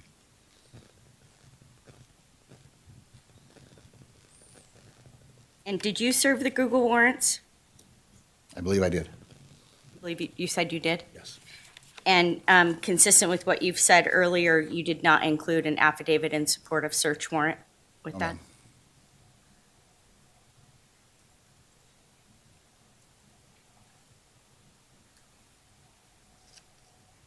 Why did you choose the timeframe of January 1st, 2021 to December 30th, 2022? I don't recall the specific reason why we went back to January 1. It was to include the time that we believed that the defendant had entered Washington, to become a student nearby the crime scene, and just prior to that. But you know that he didn't come to Pullman, Washington until June of 2022, right? Correct. Did you review the Google warrant return emails? Yes. Did you review, so you said you reviewed them. Are you the one who's in charge of evaluating those materials for this case, or is that designated to somebody else? The materials came to myself, at which time it was disseminated to other investigators and the FBI as well. Is it fair to say that between warrant 1 and warrant 3, it's gone from 2 gigs to over 13 gigs of material? It was substantial information. And have you done anything to verify whether or not the materials produced are within the scope of the warrants? I usually made sure that they were from that specific account when it's received, but I did not go into depth of the evaluation.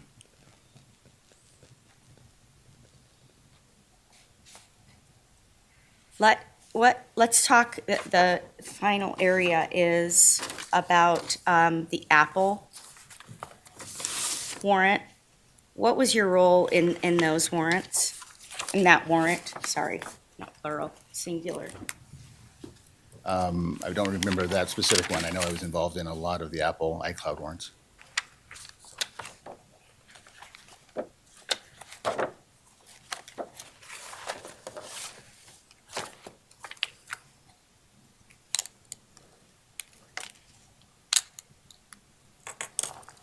What kind of communications did you have with Apple to facilitate getting the warrant? I don't recall prior to. I'll hand you what's been marked as Defense Exhibit C to the Apple warrant. It does have a sticker on it.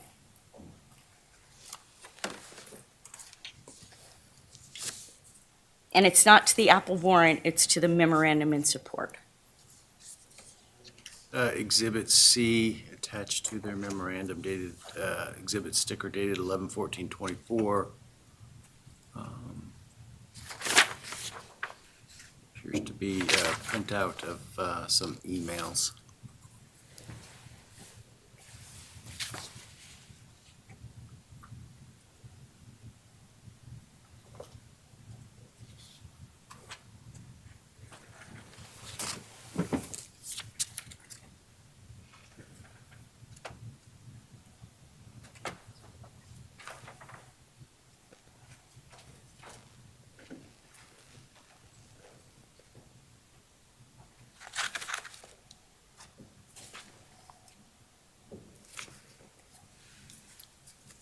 Have you reviewed those?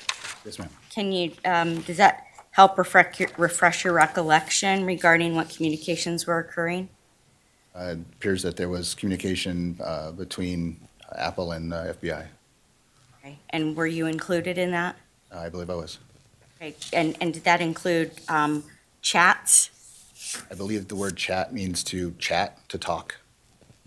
Like telephone talk or Zoom talk, or what was the method? I believe it was telephonic. So what kind of help were you getting from Apple, and what was the FBI getting from Apple? I don't recall the conversation. This was more specific to the FBI's current investigation. As I stated in my email there for the stalking investigation, I was merely just privy to their conversation.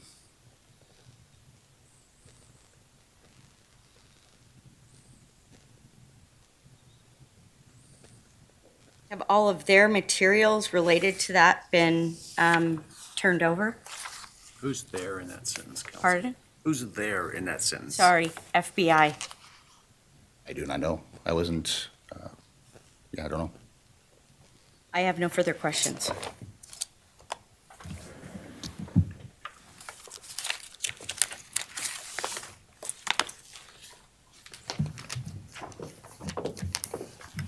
A few questions, Your Honor. Okay. Can I stay here? No.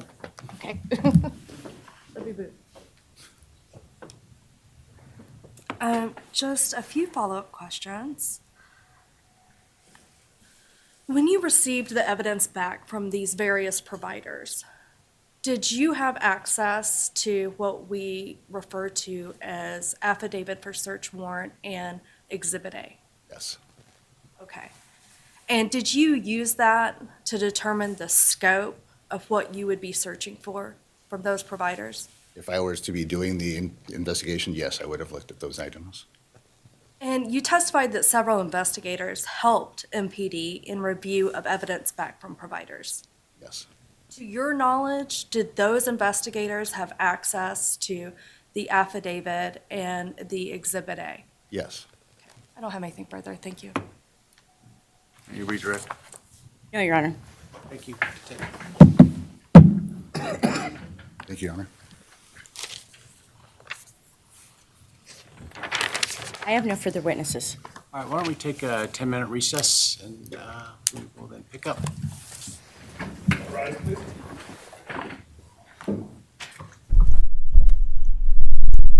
All right. All right. Yeah. Well, it doesn't sound like the defense got anywhere there. I don't even know what the hell they were trying to say. Sounds like everything was correctly done. You know? I wonder how long today's going to be. Guess we don't know. But for those, again, that are just here, haven't seen this before, here is the... I like everybody to know this information right here. This is the house, right? If you look at it from the back where the parking area is behind, this is Madison Mogan's room. This is Kaylee's room. You can't really see very well from the parking spot into Kaylee's room. This is Dylan Mortenson's window down here, and that's a kitchen window and the sliding glass door. Then from the front of the house, when you're looking at it, this is the bedroom that they use as a storage bedroom. Then we have the front door right there, and this is Bethany Funk's bedroom. This is Anna Kernodle's room. This is the living room window. Then up here, this is the window above the stairs that go up to the 3rd floor. That's the bathroom window, and that is Kaylee's window. Alright, so when you go in through the home, they go like that. You go inside, just to the right is the storage room that I pointed out. Bathroom, laundry room, and this is Bethany Funk's room. Then from that front door, you can actually turn left and go right up the stairs into the living room. And then you take a right down the rail there, and then this is Xana Kernodle's room right there, and that's where both of them are found. There's a bathroom on the right here. And you go through that door on the left is Dylan Mortenson's room. That's probably how the door was ajar when she saw Kohberger walking by with his little dog. Doesn't look like her dog. Hers was like a Labradoodle. Then you go into Madison Mogan's room. There's the window that goes out on the deck. And then Madison Mogan's right there. There's a knife sheath found to her right, and Kaylee was apparently sitting up, kind of slumped forward. Then down the stairs, and then if you take a left at the bottom of the stairs, or you take a right at the bottom of the stairs, it goes into Dylan's room. If you take a left, it goes into the kitchen, and then out the sliding glass door. There you go. That's the tour of the house. It's not really that complicated as people say, you know.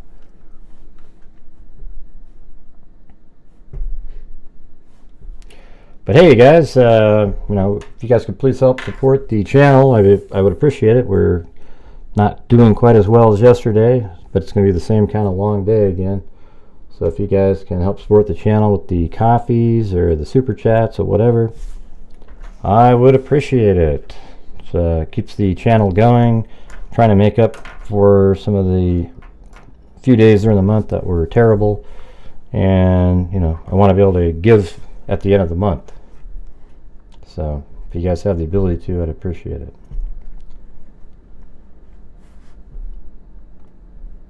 And thanks, Cremstones and Ted Bundy again for the coffees. We're currently at about, I don't know, 28% of a normal daily goal. So it'd be nice to reach it sometime during the show so we don't have to struggle later. I think later in the evening, possibly Dr. Colleen Fitzpatrick might come on and discuss, you know, IgG, etc. All right, now Alley Cake's trying for a wave again. Will people join in this time, or will you leave Alley Cake hanging?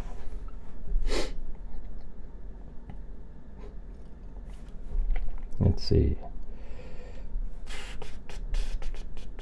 Got a 10-minute break, I guess. Anybody get anything useful out of that? I mean, like earth-shattering?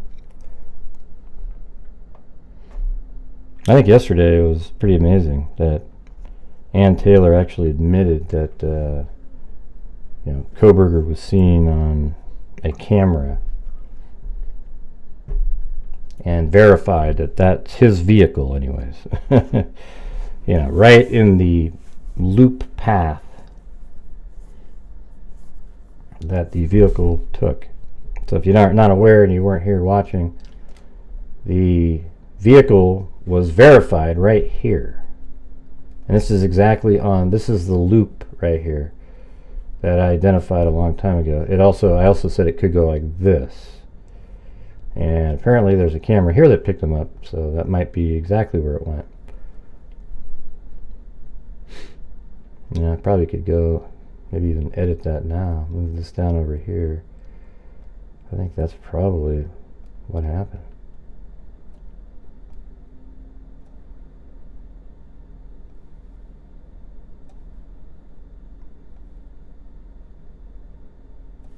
There you go. Just like that. Hey, thanks. Stage left even.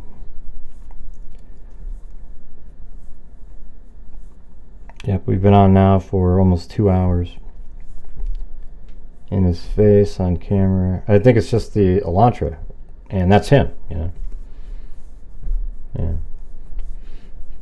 Yeah, I mean, they admit that Kohberger went there.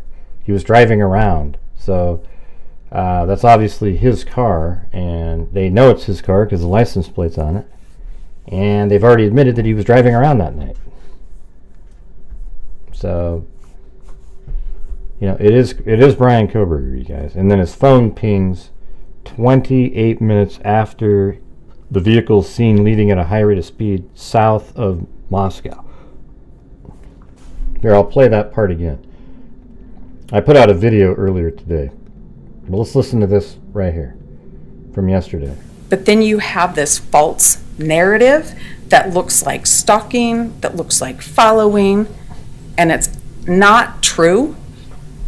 That is extremely damaging. It's very... See, stalking looks like following. See, she's referring to that night. The other times where he's there 11 or 12 times, nobody's talking about following. You're talking about that he just drove into, he was in Moscow. But that night, he's doing loops. Very misleading. It's an outright lie to the magistrate. When you omit that kind of information, when you take that context out, you might as well say stalking because that's what you're trying to say, and you know that's not true.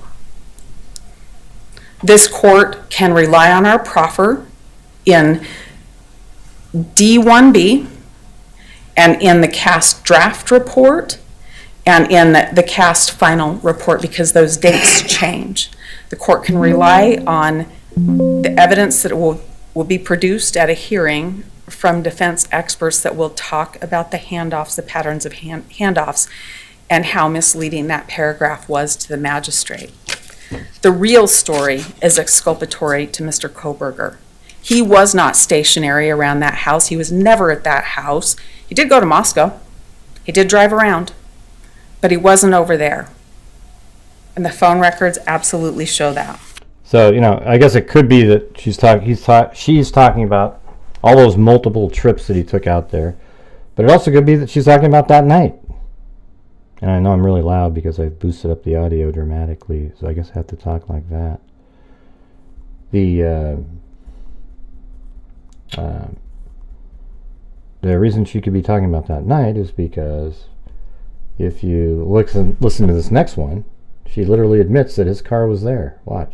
The evidence that law enforcement relied on the Ridge Road footage to identify the vehicle.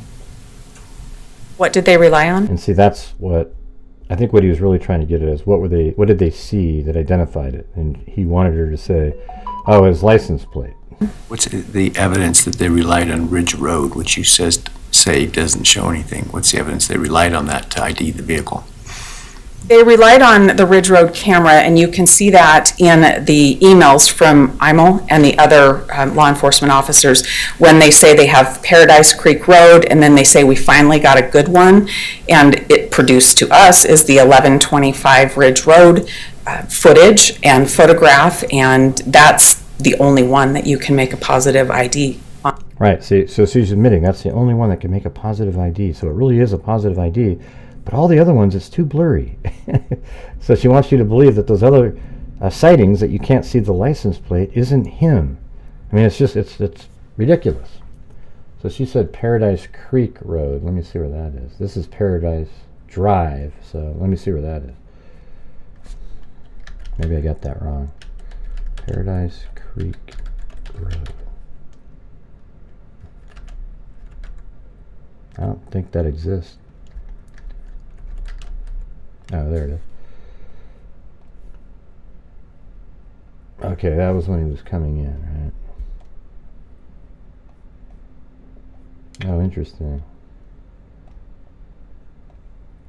So I guess they have him coming in right here. I'd like to really know his exact path. Alright, let me put that on there. That wasn't Paradise Road that I had. Paradise Creek Road. Right there. Okay. So that part of the video that I made isn't right. And it's not like the biggest part of the video. It's just... I'm gonna put it... Well, I don't know. I think this makes more sense sometimes. But either way, it's like right there or... But this one, he could just stay on it. It'd be easy to remember. So I think I'll move it back. So this one, if you're on Walenta Drive, you just keep driving on Walenta Drive, and then it stays on here, and then it actually goes down and you just take a left at the bottom, and then you're still on Walenta Drive. If you go down here, you have to kind of consciously remember that you got to turn left on the next street, where that one's simple. So I'll leave it there.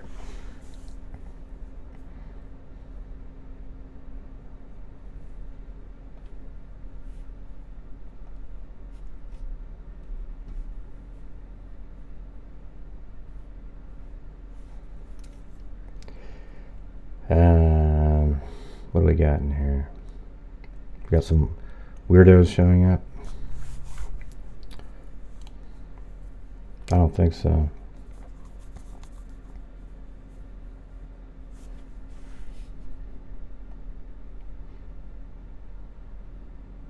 It's weird how this case will probably mimic Delphi. It's already got some of the same feeling to it, same lawyering, you know. Man, you go into that video that when I was on Court TV, and it just keeps going, man. The same lady, she's like a stalker, you know. Just every comment that's against me, she shows up underneath it. Makes you wonder.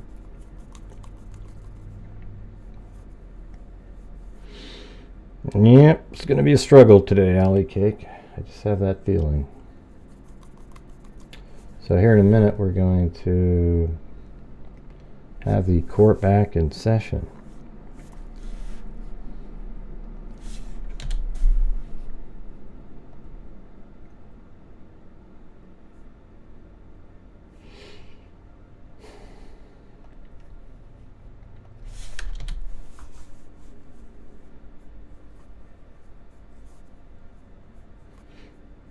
I don't know why they do that. It's just, there's a bunch of people, there's groups out there that are dedicated just to hate me because I don't allow, like, just complete, like, the people will show him, Richard Allen's innocent. I go, that's ludicrous. Gray was mean to me. And then they go complain and whine, and then they join in on the chorus. You know, it's just, it just is what it is. I guess when you're, you know, but a lot of them are out there trying to say, why do you have Gray on here? He's just a YouTuber. He's just... Hey, listen. I might just be a YouTuber, but I know how to think through these cases, and I figure them out, you know? And so, you know, I actually think that I'm better than some of those attorneys that are on there in their theories, because they're wrong, okay? They're actually proven wrong, like, all the time. That's what's so bizarre about it. It's like these people are incorrect, wrong, but it's more popular to have their opinions. So people like them. But I'm telling you, they're just incorrect. It's weird. You know, I actually I worked through it. This is what it's saying. This is what all the logic tells you what's going on here. And then you got these clowns who are out there just trying to tell you that 1 + 1 = 78. You know, it's really weird.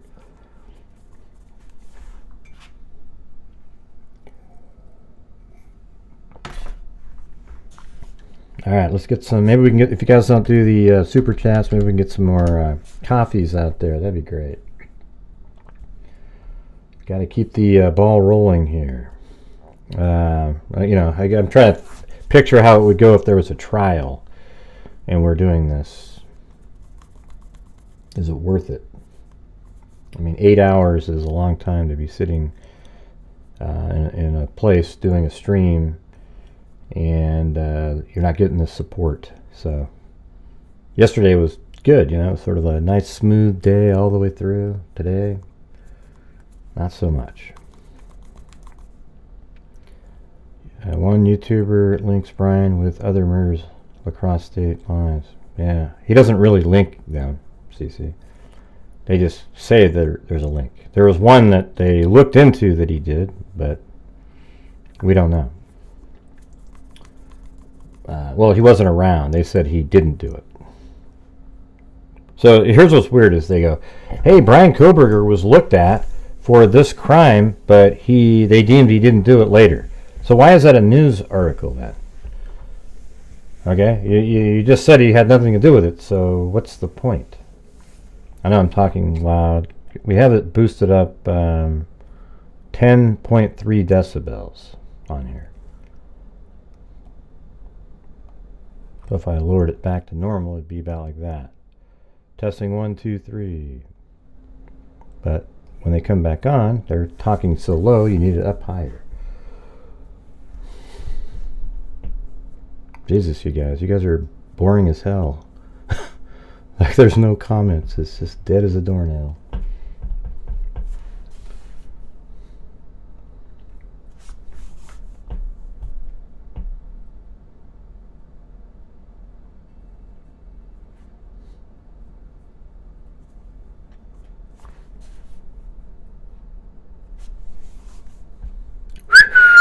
Anybody there? Hello?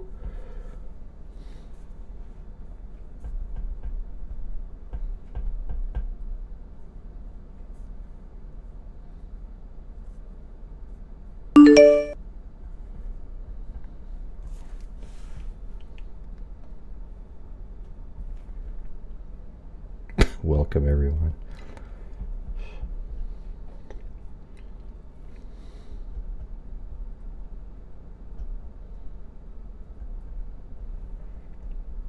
No, there's no motive discussed.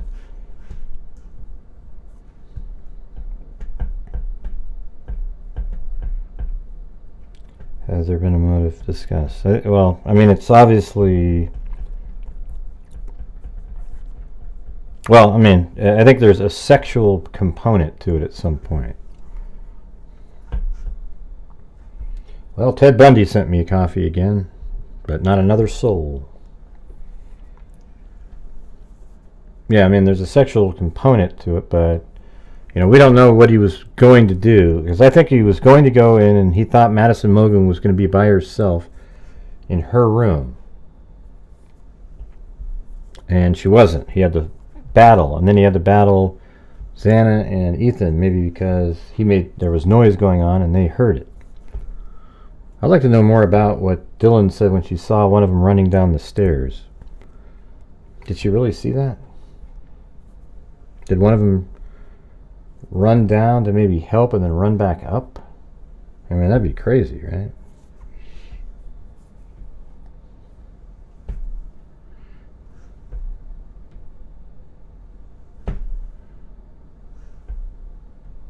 He seems pretty accurate, this guy.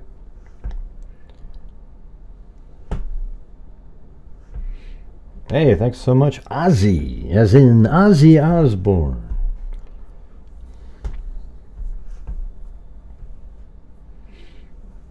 I don't know if she saw them. Yeah, I think the judge is good. And even when he's going against the other side, it makes sense, So, like, if you're a pro Kohberger, you don't like him. And then there's times where you're like, oh, man, you're really hard on the prosecution. But, as long as it makes sense and it's not, doesn't have it. See, he doesn't appear to be biased at all. That's the good part.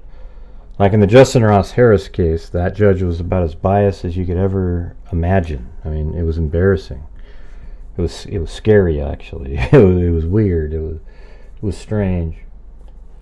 In the Delphi case, the people that are pro Rick Allen think that the judge was biased, but I think it's the behavior of the defense team that created that illusion. The defense team is and will always be an embarrassment in the Richard Allen, the Delphi case of Richard Allen. I mean, absolutely disgusting behavior. They think it was all just great and cool and neato, but they just did exactly the same thing again that they've been doing. They wanted information put out after trial, after they decided not to use it for strategic reasons because it didn't fit their timeline. Then they put it out in a memo later to make it seem like the prosecution made up information, etc. You know, they're just sick.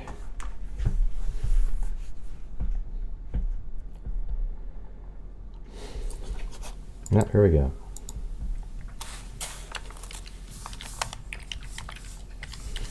Yeah, I thought maybe Dylan was the one that went upstairs. We are back on the record. But I don't know if she was the one that was found in the bed. Though. State v. Kohberger, defendant is present, counsel are all present. I heard that there are no more witnesses to present by either party. Is that No, accurate? maybe this will be a short day. Yes. Mr. Honor? All right, Yeah. we'll move to argument then. Oh. The defense may proceed. So they were just producing the background. Now here's the argument. Okay. Judge, I'm going to cover several of the warrants, and then Mr. Logson's going to cover 4. So I'll just wrap all of my argument up instead of getting up and down for each one. My oral argument is not meant to rehash every point briefed or every argument briefed. I'm giving you big picture comments based on the testimony, but I want to make it clear that we're not waiving any written arguments. While I question Corporal Payne and Detective Maury about some exhibits, but not all, it was not an indication that others are not important. I wanted to make important points, but not belabor.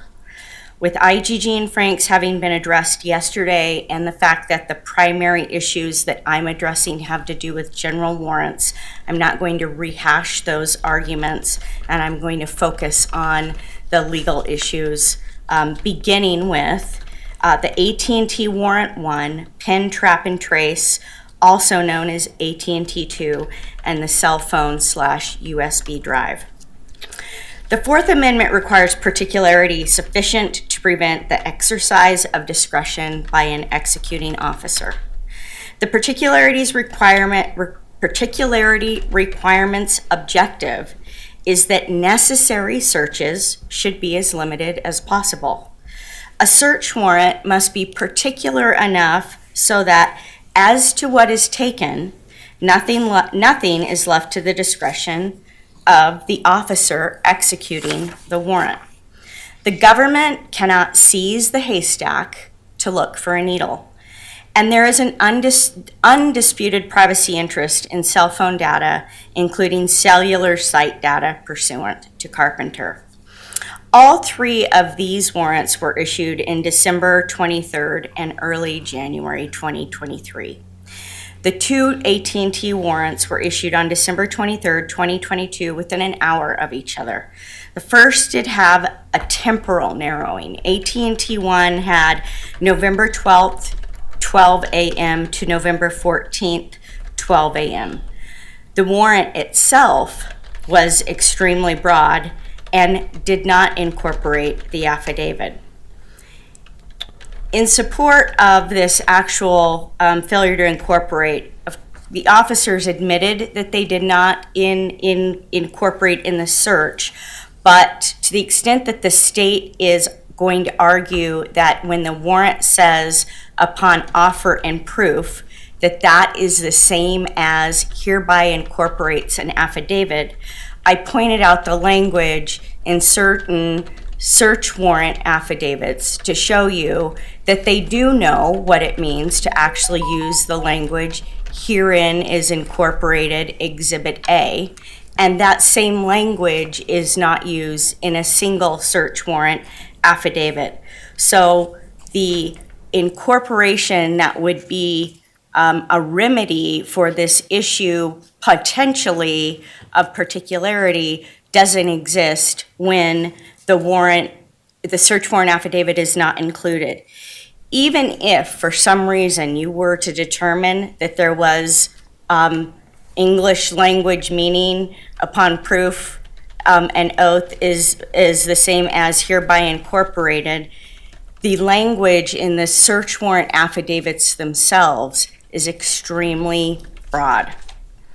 The affidavit of return signed by Detective Paynes, this is on affidavit AT&T 1, says that the warrant was served by email, and as he indicated, it did not include the search warrant in support.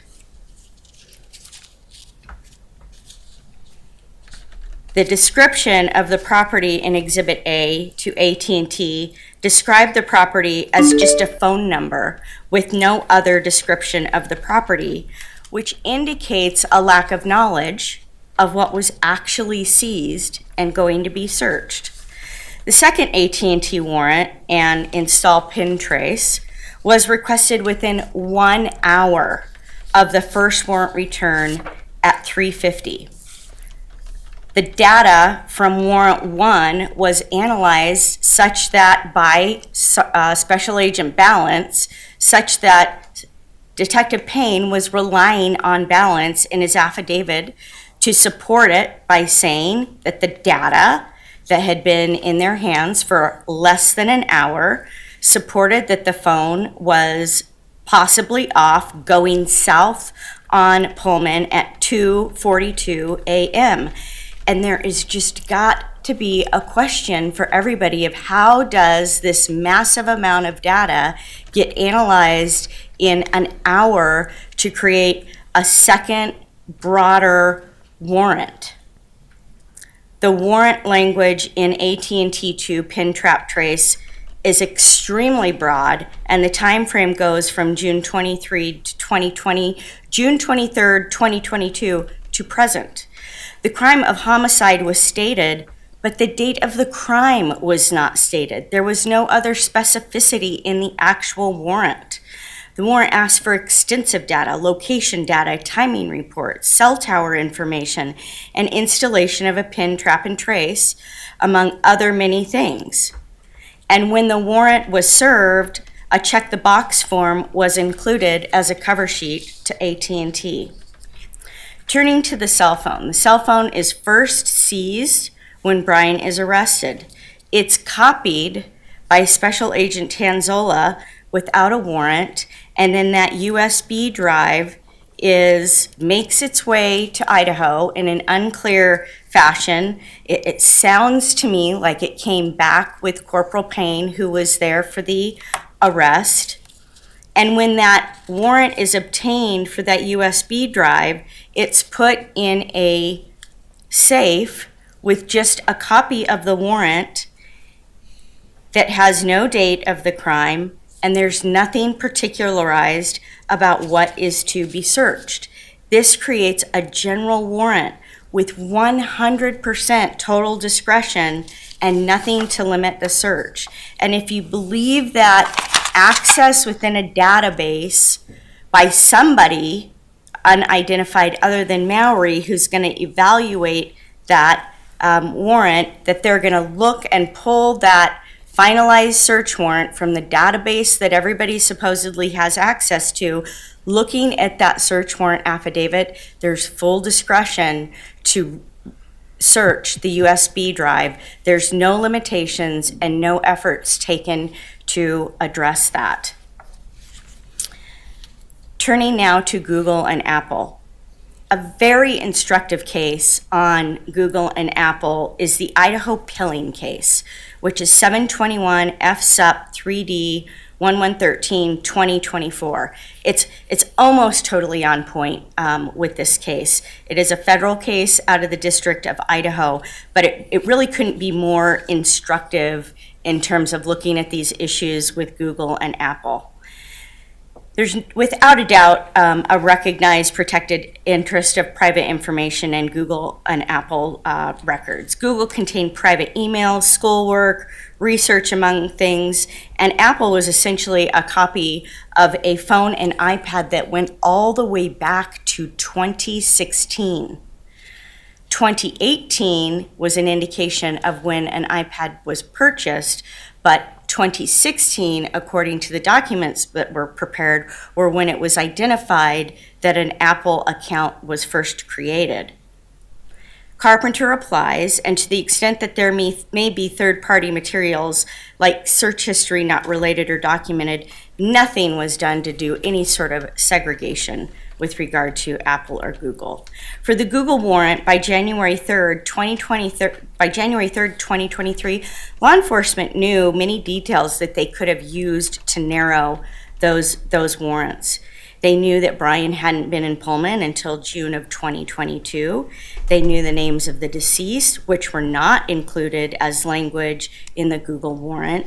They knew the fraternities and sororities. They knew the students' names who had also been at the house on the morning of November 13th, 2022. They knew the date of the crime, of course. They knew emails. They knew social media accounts and names. They knew where students worked. They knew their friends. They knew their phone numbers. None of that was included in the Google warrant to help limit and make that something other than a general warrant. There's no language incorporating these search warrant affidavits, making these broad, sweeping categories, making the productions bigger and bigger. In Google, it went from 2 gigabytes to 13 gigabytes by the third production. And it appears that it's really unclear to these detectives that have taken a huge role in this case who's evaluating what data and to what extent and what is being produced by it and what is within the scope of what is in an already broad warrant. For Apple, we are missing some sort of legal process that the state just hasn't filled the gap on, and these witnesses don't fill the gap on. We don't know what the legal process is that is referenced between the first request for a preservation in December 21st, all the way until August, when there is a production on a warrant. The steps that have been taken in between to get the information to put into the warrant are completely unclear, and to the extent that these officers who swore to the contents of affidavits now have no memory of what that is, that's invalidating of those warrants. As for the arrest and the car and the apartment, what I will close by saying on those, because it's not an issue of general warrant or a discussion of particularity, those are more reliant on the issues associated with IGG and Franks.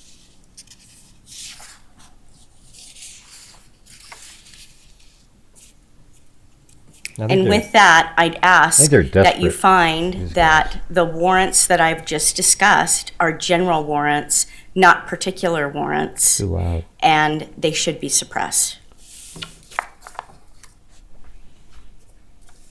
I think it was too loud there for a minute. Do you want to respond to that, or do you want to have the defense argue the additional warrant issues and then address them all? I'll take your lead, but I'm happy to just to piecemeal this, and I can address just this.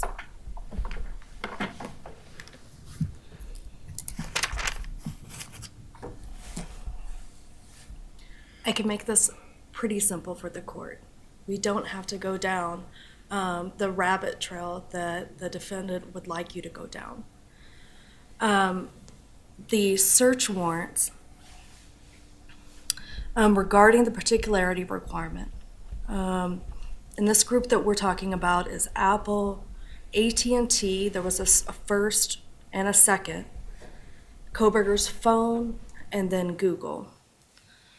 All of these warrants were not general warrants. They were all sufficiently particular. They were specific to the type, each one of them listed that they were specific to the type of crime the location, and all but one of them had temporal limitations. And for the one that didn't, that would be the cell phone warrant. That warrant was more particularized in the Michelle. types of data that officers were allowed to search for. It's the state's position these were not general warrants, and your court can determine that just by looking at the face of the warrant. If you have any questions, otherwise, state submits, you should deny their motions to suppress for these issues.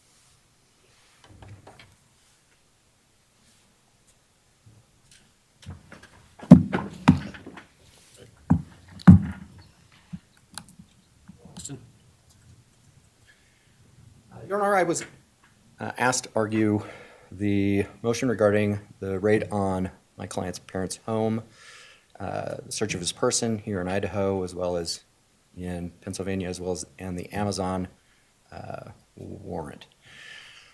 I think for the most part, I'll just rely on the briefing. I just want to clear up a couple of things.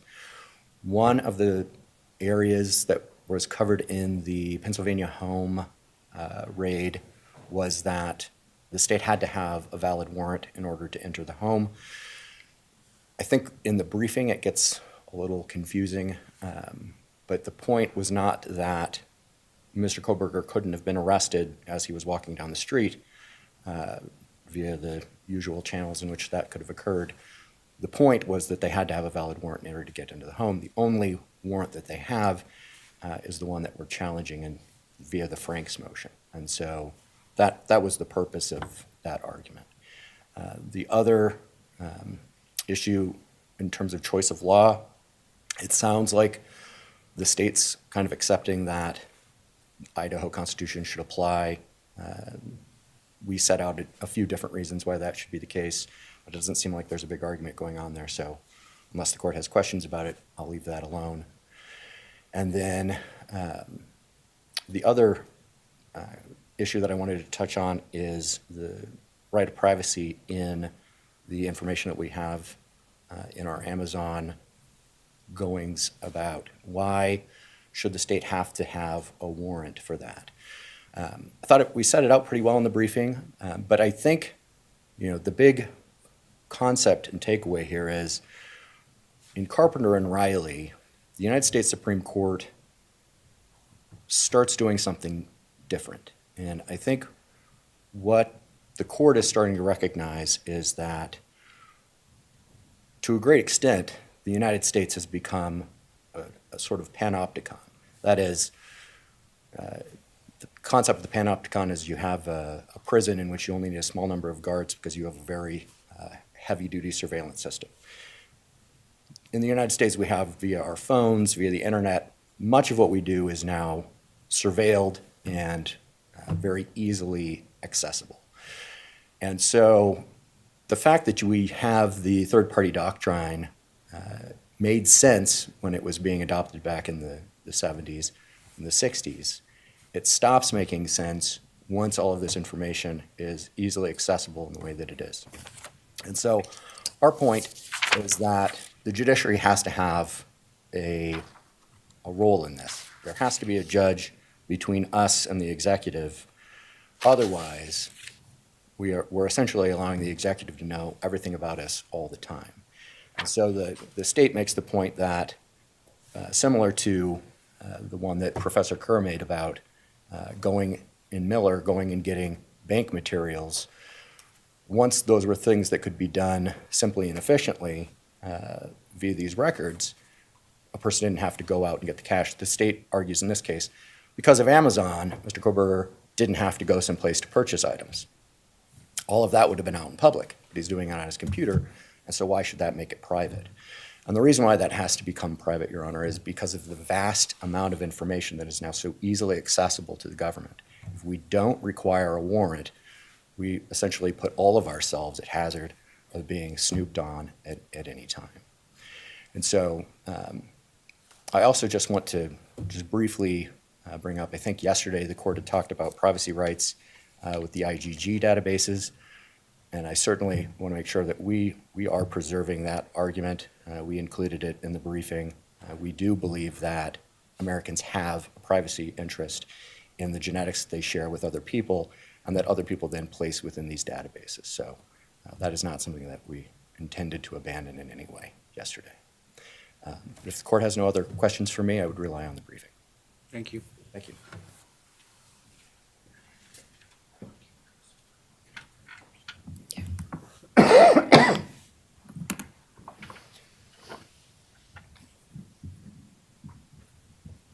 Your Honor, I'd like to address just the third-party doctrine, and then I'd like to turn it over to Mr. Thompson to address the other motions to suppress. And the case that we're talking about is the Amazon records, and that's what has to do with the third-party doctrine. And the U.S. Supreme Court case State v. Miller is the controlling case here. And Idaho courts, as explored in my briefing, apply Miller. And there's no reason for this court to diverge from that Fourth Amendment analysis. The documents are Amazon's business records. They detail transaction history. Business records are most akin to bank records, which is allowed.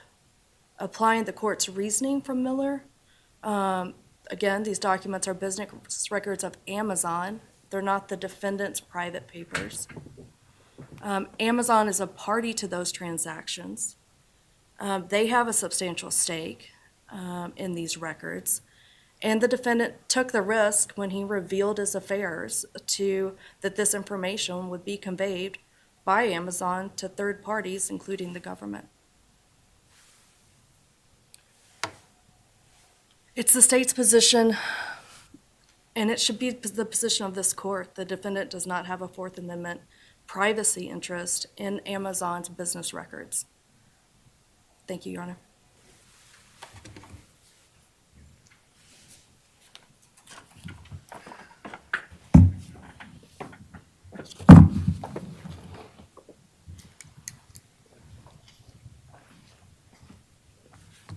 Good morning, Judge. I'm going to address, I guess, the remaining warrants or the questions raised by the defense about the remaining warrants. I'd like to start first with the warrants for the residents in Pennsylvania. That expands into Mr. Kohberger's person under the Pennsylvania search warrants for his person, for his car, which was in Pennsylvania, and then the defense also raises questions about statements made by Mr. Kohberger to law enforcement. First, as to 119 Lambston itself, one of the first things the defendant offers to the court is claims that there was no local warrant, valid local warrant, and that simply isn't true. As the record clearly demonstrates, there were 3 valid local warrants, Pennsylvania warrants, for the residents, for the defendant's person, and for his car.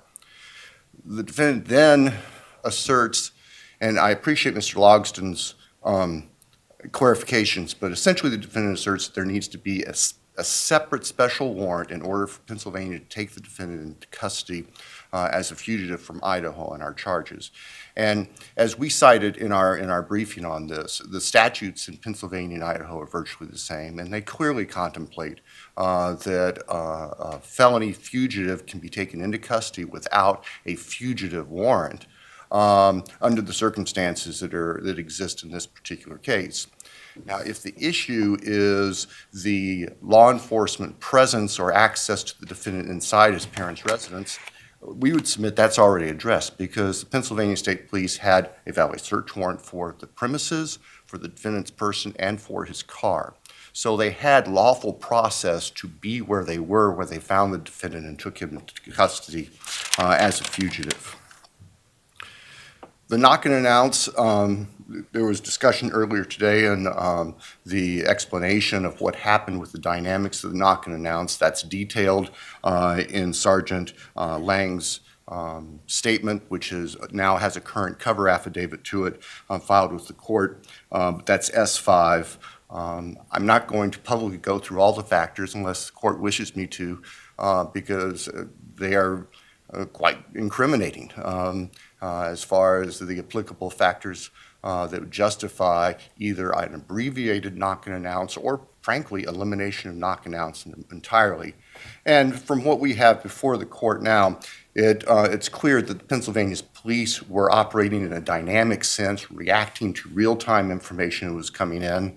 That's all documented in the various reports and log sheets that have been submitted with our pleadings, which are not particularly lengthy in nature.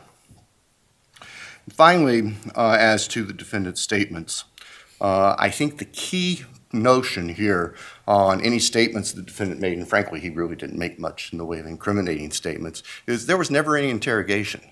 He was Mirandized eventually, but even the prior conversations that occurred with Pennsylvania law enforcement, there was never an interrogation. And so Miranda is not implicated, and so there's no issue on the statements themselves.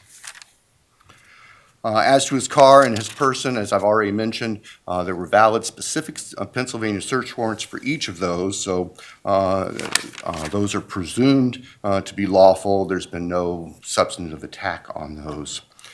There is a motion to suppress regarding, and I'll use the air quotes, arrest warrant, and frankly, I have yet to be able to figure out what arrest warrant is being referred to. But again, all the actions in Pennsylvania were taken pursuant to valid warrants, search warrants from the Pennsylvania courts and the applicable fugitive arrest statutes. And so we don't see that there's any issue before the court there. The defense also raised the issue of a search warrant for the defendant's person in a separate motion, which appears to be the search warrant for the defendant's person here in Idaho when he was returned to Idaho. And as the search warrant and the affidavit for the search warrant show, which were attached to our reply, there was a valid search warrant for that. I think any issues to be argued beyond that relate to the IGG and Franks that are already pending with the court. As far as the defendant's, the search of the defendant's apartment in Washington, for whatever reason, the defendant did not include all the documentation with their particular motion to suppress, but we provided that in our response, that there was the Washington search warrant. There was also an amendment to the Washington search warrant. The Washington search warrants, the applications, included all the information, the Exhibit A information from the state, and then the WSU Police Department added their additional state of Washington specific information. There's nothing to question the validity of that warrant on its face. So, Your Honor, unless the court has questions, I don't have anything further to offer in the way of argument, oral argument. Thank you. Thank you, sir. Fox, any rebuttal? Your Honor, I think I just rely again on the briefing for the most part. In terms of the knock and announce, I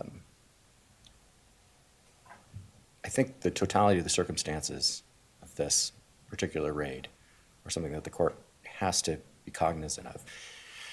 I mean, if Dylan Roof could essentially be picked up in a parking lot outside of a drugstore or whatever it is that they were able to do. Telling me facts about which I have no idea, and so it's not going to be helpful to compare it to whoever Mr. Roof is.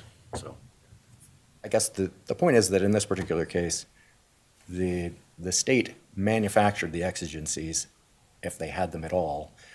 The reality is, as they explained in their own affidavit, they're essentially watching Mr. Kohberger as he moves around his house via snipers. I mean, they were quite safe, and there was simply no reason to bash the doors in momentarily after yelling from their Bearcat. there's two issues. There's officer safety. There's also destruction of evidence concerns. In the cases that we cited, Judge, when the claim has been that there's evidence being destroyed, the evidence, what's known to the officers is something along the lines of they hear somebody running away after they announce themselves. It's not typical that the police simply don't knock and announce at all in those cases. They usually give the person the opportunity to surrender, but it's not a particularly long one. And in this case, they don't do that at all. And the only thing they knew is that he's walking around from room to room and that he has some kitchen gloves on. And I don't think that equates necessarily to the destruction of, Well, that's not all they knew, but I won't go into the detail in order to preserve so as that we don't go into those issues. Thank you, Judge. But beyond that, we'll rely on the briefing. Thank you.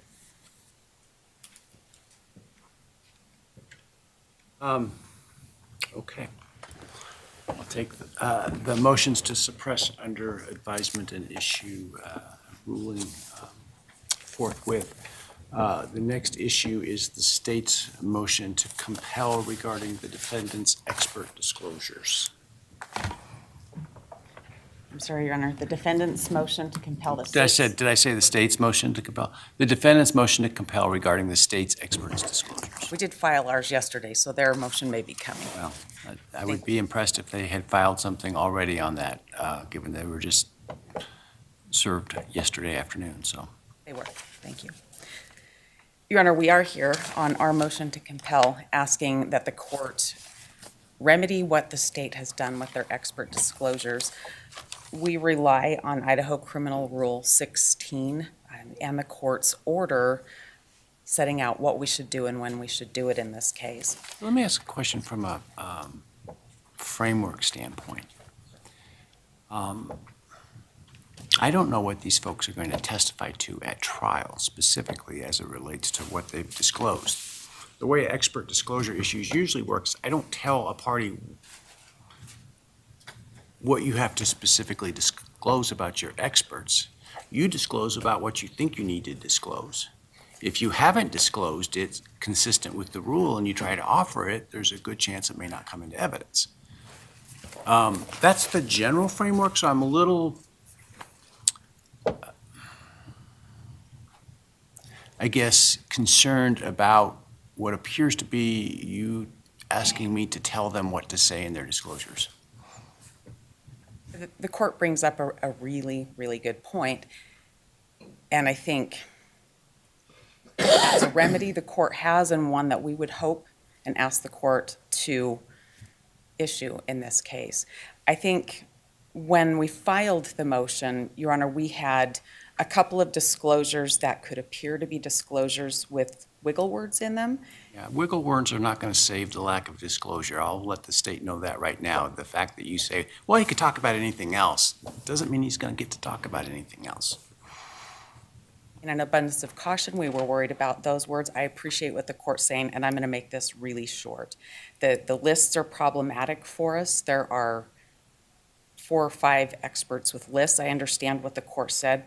I like what the court said. They also have reports that they reference. The lab people do have reports. I understand those are their opinions. When we're talking about, and I'm going to specifically talk to you about their disclosure number 7, it's an FBI agent, Douglas. There's a list of financial records that he collected and looked at. Other than that those records exist, there's not a report telling me what they mean to him at all. If he's limited to say, I collected these records, this is what we have. My understanding, the state can correct me, is what I understand from the briefing is respect to that, and I think that's the Amazon documents, correct? Those were some of those documents, Your Honor. There are a lot of others. Was his expertise was in Not really that wood. extracting or reviewing the information, There's some woods, but it's not. and how really. those were it's sort of it's the neighborhood. obtained electronically, and then simply guiding through, well, this is a transaction on this date that does this, which is not necessarily expert testimony, it's simply testimony. No, but I believe it's a different expert that they have to do that does not have a report. But is that expert testimony? That, let's just say, Mr. Kohberger on X date purchased a television, if for some reason that were to be important, and that this transaction demonstrates that this is Mr. Kohberger's account, this is Mr. Kohberger's credit card, and this is the purchase on Amazon, and that was delivered to this address associated with Mr. Kohberger. Those are factual issues, Your Honor. It's when we get to what do they mean, or I put these things together and I've made this picture out of Thank you, something. Aga Gaga. That when we get to opinion, I appreciate what the court's saying. I it sounds to me like lists don't do it if you want to interpret a record. That's what we hope to hear. That's what I wanted to accomplish today. Well, I think it's pretty clear. You cannot simply say an expert's going to talk about topic A, topic B, topic C, and then be able to give a host of opinions that fall within those topics.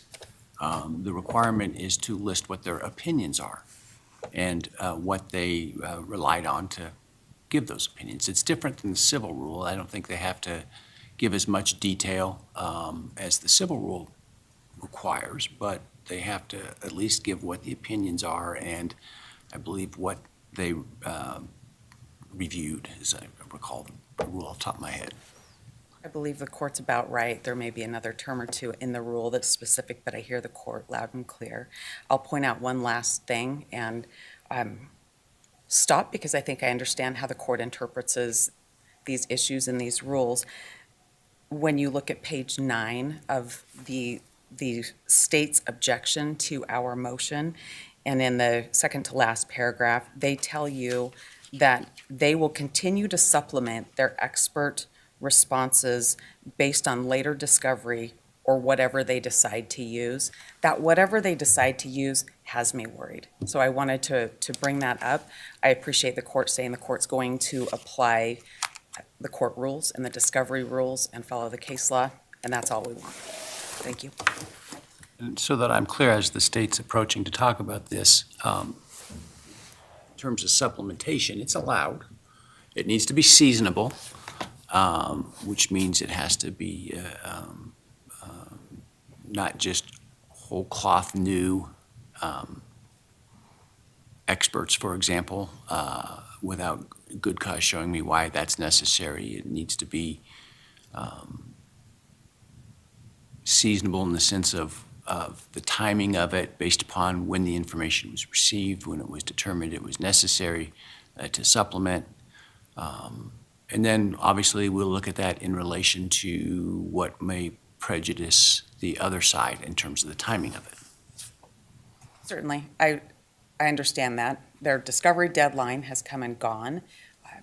If something brand new happens, that would be a different issue. I would assume we would deal with that then. It's when I read whatever we decide to use, that's very, very broad. That's it. Thank you.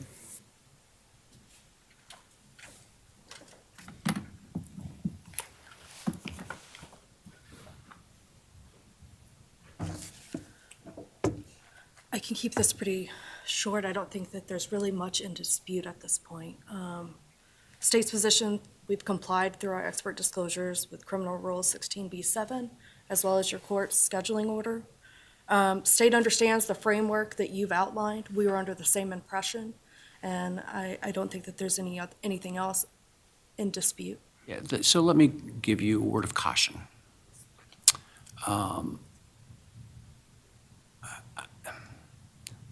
Sometimes there's dissonance between what an expert thinks that they're going to talk about and what the lawyer understands from that expert. And the lawyer submits these disclosures.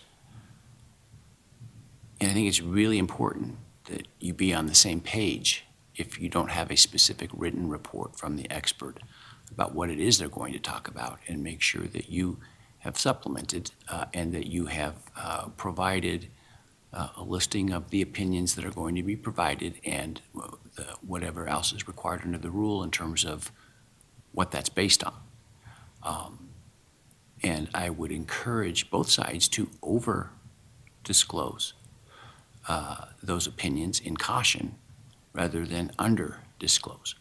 Because two things. One, you may find yourself in a bad position if you're not allowed to go into an opinion you felt you were going to be allowed to go to because it's not disclosed. And two, I don't want to spend half our day at trial with me saying, where's that disclosed at? And then chasing the jury out while you dig through your thousands of pages trying to find where that is. And so the more exhaustive your disclosures, the less likely it is it's going to draw that objection, and the less time that we're going to waste at trial trying to find where you disclose that. And so I think sometimes, and I'm not saying you did that in this case, I think sometimes lawyers view this expert disclosure requirement as sort of tedious work that they need to get done in order to comply with the timeline, a requirement of the court, and then they sort of move on from it and forget about it. That's a dangerous tact to take. It is, for the case, one of the most important things that you can do is to understand what the person is going to testify to and give a disclosure of what they're going to testify to, what those opinions are. And to be looking at that as you're thinking about their testimony, as you should be doing certainly now, even though it's months away from trial, on a continuing basis.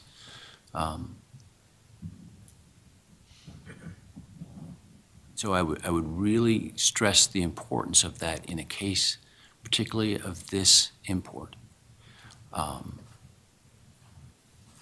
You know, and so don't feel like your job is done at this point, because I would suggest to you it's not. That you may consider needing to do some cleaning up and making sure things are more fulsome in the scope of those disclosures and what you're doing. The other thing, you know, I think you tried to do to a degree is you thought, well, we think this is fact testimony, but, you know, in an abundance of caution, we're going to put it in an expert disclosure. Well, if you're going to put it in an expert disclosure because in an abundance of caution it could be viewed that way, I suggest you treat it that way in terms of what you give. Okay? Thank you. I wonder if this guy's like a professor. And that goes to both sides. I haven't read your disclosures yet, so I don't know, you know, where that stands, but certainly goes to both sides. And I know that also, you know, the rules are different as to what the defense has to disclose necessarily and what the state does to some degree, and so I appreciate that. Well, I think the court will anticipate that there's a rather large filing that contain a lot of actual reports. Your Honor, listening to the court's comments and understanding where we were a moment ago when we spoke, I feel like I must go through what their disclosures were because there are so many lists. My hope was that they would be limited because they didn't fulfill their disclosure requirement, and we did, and that put us at quite a disadvantage, not knowing what their experts would say. And if they supplement, you certainly can supplement based upon what they supplemented, and I will permit that, and that's kind of the nature of the beast. I do appreciate that, and should that become necessary, we'll definitely take you up on that, Your Honor. I want to make a record about some of their expert disclosures, though. All of the lab people, they have lab reports and notes. The Idaho State Police Forensics Lab, I better be really clear on that. Other than the wiggle room language, which would ask that they not be permitted to have any wiggle room language, the lab reports are fine, with the exception of one of the witnesses that they disclosed. And wow. She's written no That was loud. reports. That woke Is that me the up. one they said is a rebuttal witness? It's just They played said in the she might background. be a rebuttal witness, so I suppose now they know what our witness is going to say. I want to talk about the cast report. The court's heard a lot about the cast report. When I say cast report, that's because that's what it's called. It's really a PowerPoint presentation. There's not any analysis in that. There's just, this will be my testimony. This is what it's going to be. Without much more, it's a picture, and it has some dots and some arrows. Your Honor, that needs to be cleaned up. We need to understand the analysis that went into coming up with those PowerPoint presentations. That's just not plain good enough. I would let the court know that the cell phone experts, there's wiggle language in both of those if the court hasn't seen that. Their disclosure number, that's Mr. Cox, that's a person that has not written a report at all. We have no idea besides the state's disclosure what that person's going to talk about. Agent Douglas that I talked about before, I don't think I need to make further record. There's a lot of documents, no analysis, no opinion stated.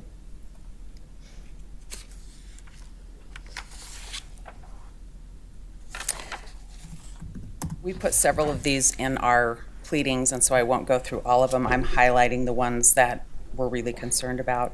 We have 3 that looked at digital data. The court should understand there's 60-some devices. There's digital data from third-party sources, and there are 3 people that are listed with just lists of things. It's Maury, Tanzola, and Uric. They have lists of devices or social media accounts that they're going to talk about. That our expert told us would take 3 years to look at every bit of the data. So having no clue what's going to happen, I can envision exactly what the court's fear is when we get to jury trial, me wondering if this particular thing was ever disclosed. So I definitely needed to make a record of that.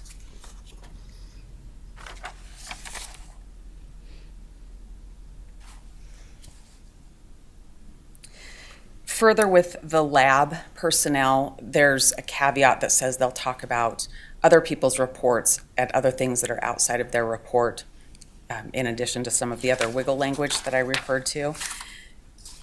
Your Honor, given that the state is now cautioned to think about those things and submit more, I feel like it's important for us to bring out that we have a right to confront the evidence that's brought against us. Bryan has constitutional rights, United States and state of Idaho constitutional rights for a fair trial and to confront evidence. The expert disclosures are designed to advise us of what the state is going to do. Their disclosures were insufficient. I appreciate what the court said, but exactly what the court's worried about will happen if we don't have better disclosures. The jury will be in and out while we make sure that we have a clean record. We appreciate what the court said today, and would ask the court to order the state to comply or for the court to exclude anything that hasn't been disclosed so far. That's it. So I'm going to give like both sides an example of what I expect so that you understand. There's been talk in this case about DNA. If somebody's going to talk about DNA and your intent is they're going to let the jury understand what DNA is, and essentially going to do a mini course on DNA, I expect to see that in the expert disclosures. Not that they're going to do a mini course on the DNA. I expect to see the mini course in the disclosures, if that makes sense, in terms of what their opinions are, what their information is that they are conveying that is expert in nature. And so it really does behoove both sides to spend the time to do that. And that's the last I'll say about that. It is probably the most critical thing that you have to do at this point prior to trial is to ensure that you have not just disclosed, but potentially over-disclosed those opinions and what is required by the rule.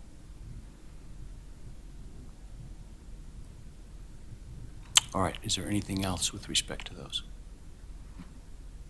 Your Honor, is the court giving the state a new date to fix their disclosures? I'm not giving either side a new date.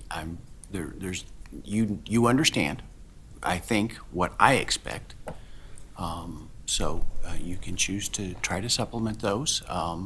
If they are simply expansions of what it is that they've disclosed that are just being more fulsome, I'm probably not going to have a problem with that given where we're at in advance of trial, and the defense certainly can look at those and decide that they want to expand or change or whatever their opinions are based on that. If it's whole new stuff, then you're going to have to demonstrate to me, new opinions, new lines, or even new experts. You're going to have to demonstrate why you didn't get that in the timeline.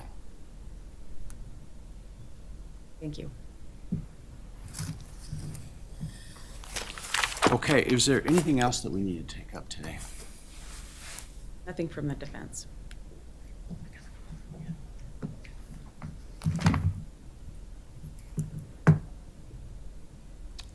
I don't know whether we're going to have a Franks hearing or not. I need to go and do that. But if you don't mind emailing some dates that you have available in the next, say, 3 weeks to do that in the event that we need to do it, I would appreciate that. Okay? All right. Well, I appreciate everybody's work not just for the hearings this week, but in this case in general. And I know how busy you all are, and I hopefully have not taken more of your time than is necessary. All right, on a whole day. Travel safe. Thank you. All rise, please. All right, there you go. All right. It's not a full day. Very cool. So I guess, the hell is that? That thing just like, it's almost like that C cleaner thing. CC cleaner is like almost like a virus. It just pops up all the time. Anyways, I guess that's it. Didn't seem like much was really happening today. Just sort of brought up some points, and I don't know. I mean, a judge must be tired of shit like that. But it was cool how he tried to explain how he wants it. So he wants, like, I guess whatever, you have an expert, like a really detailed explanation of what they're going to be talking about given to the defense team,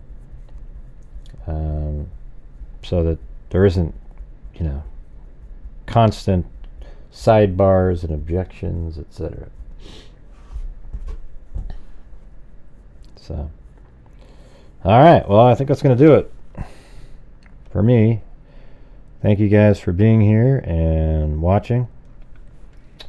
And I want to say thanks to everybody who's supporting the channel. Got, let's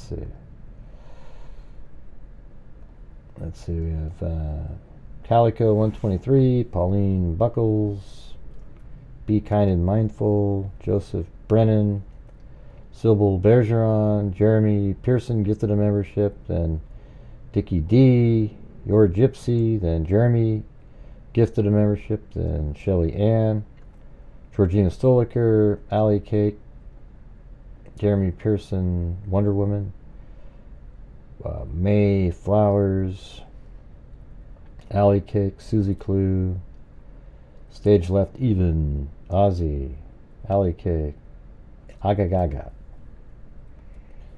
And then we have on Buy Me a Coffee, we had Michelle, Jamadian 76, Alyssa, Mountain Man, Susie Clue, and what's that say?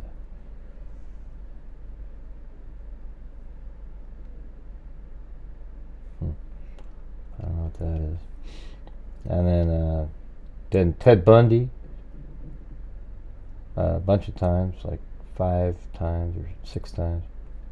Ted Bundy, then Queen BJG, then Cremstones. Yeah, Ted Bundy I think was 7 times. And then Ozzy. And then Michelle.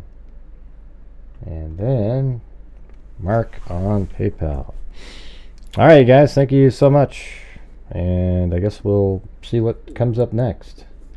I doubt they'll do the Franks hearing, but you never know. The Franks hearing will be interesting. He probably wants, he might actually do it to just be extra cautious, like the DNA stuff, and then do it and then rule.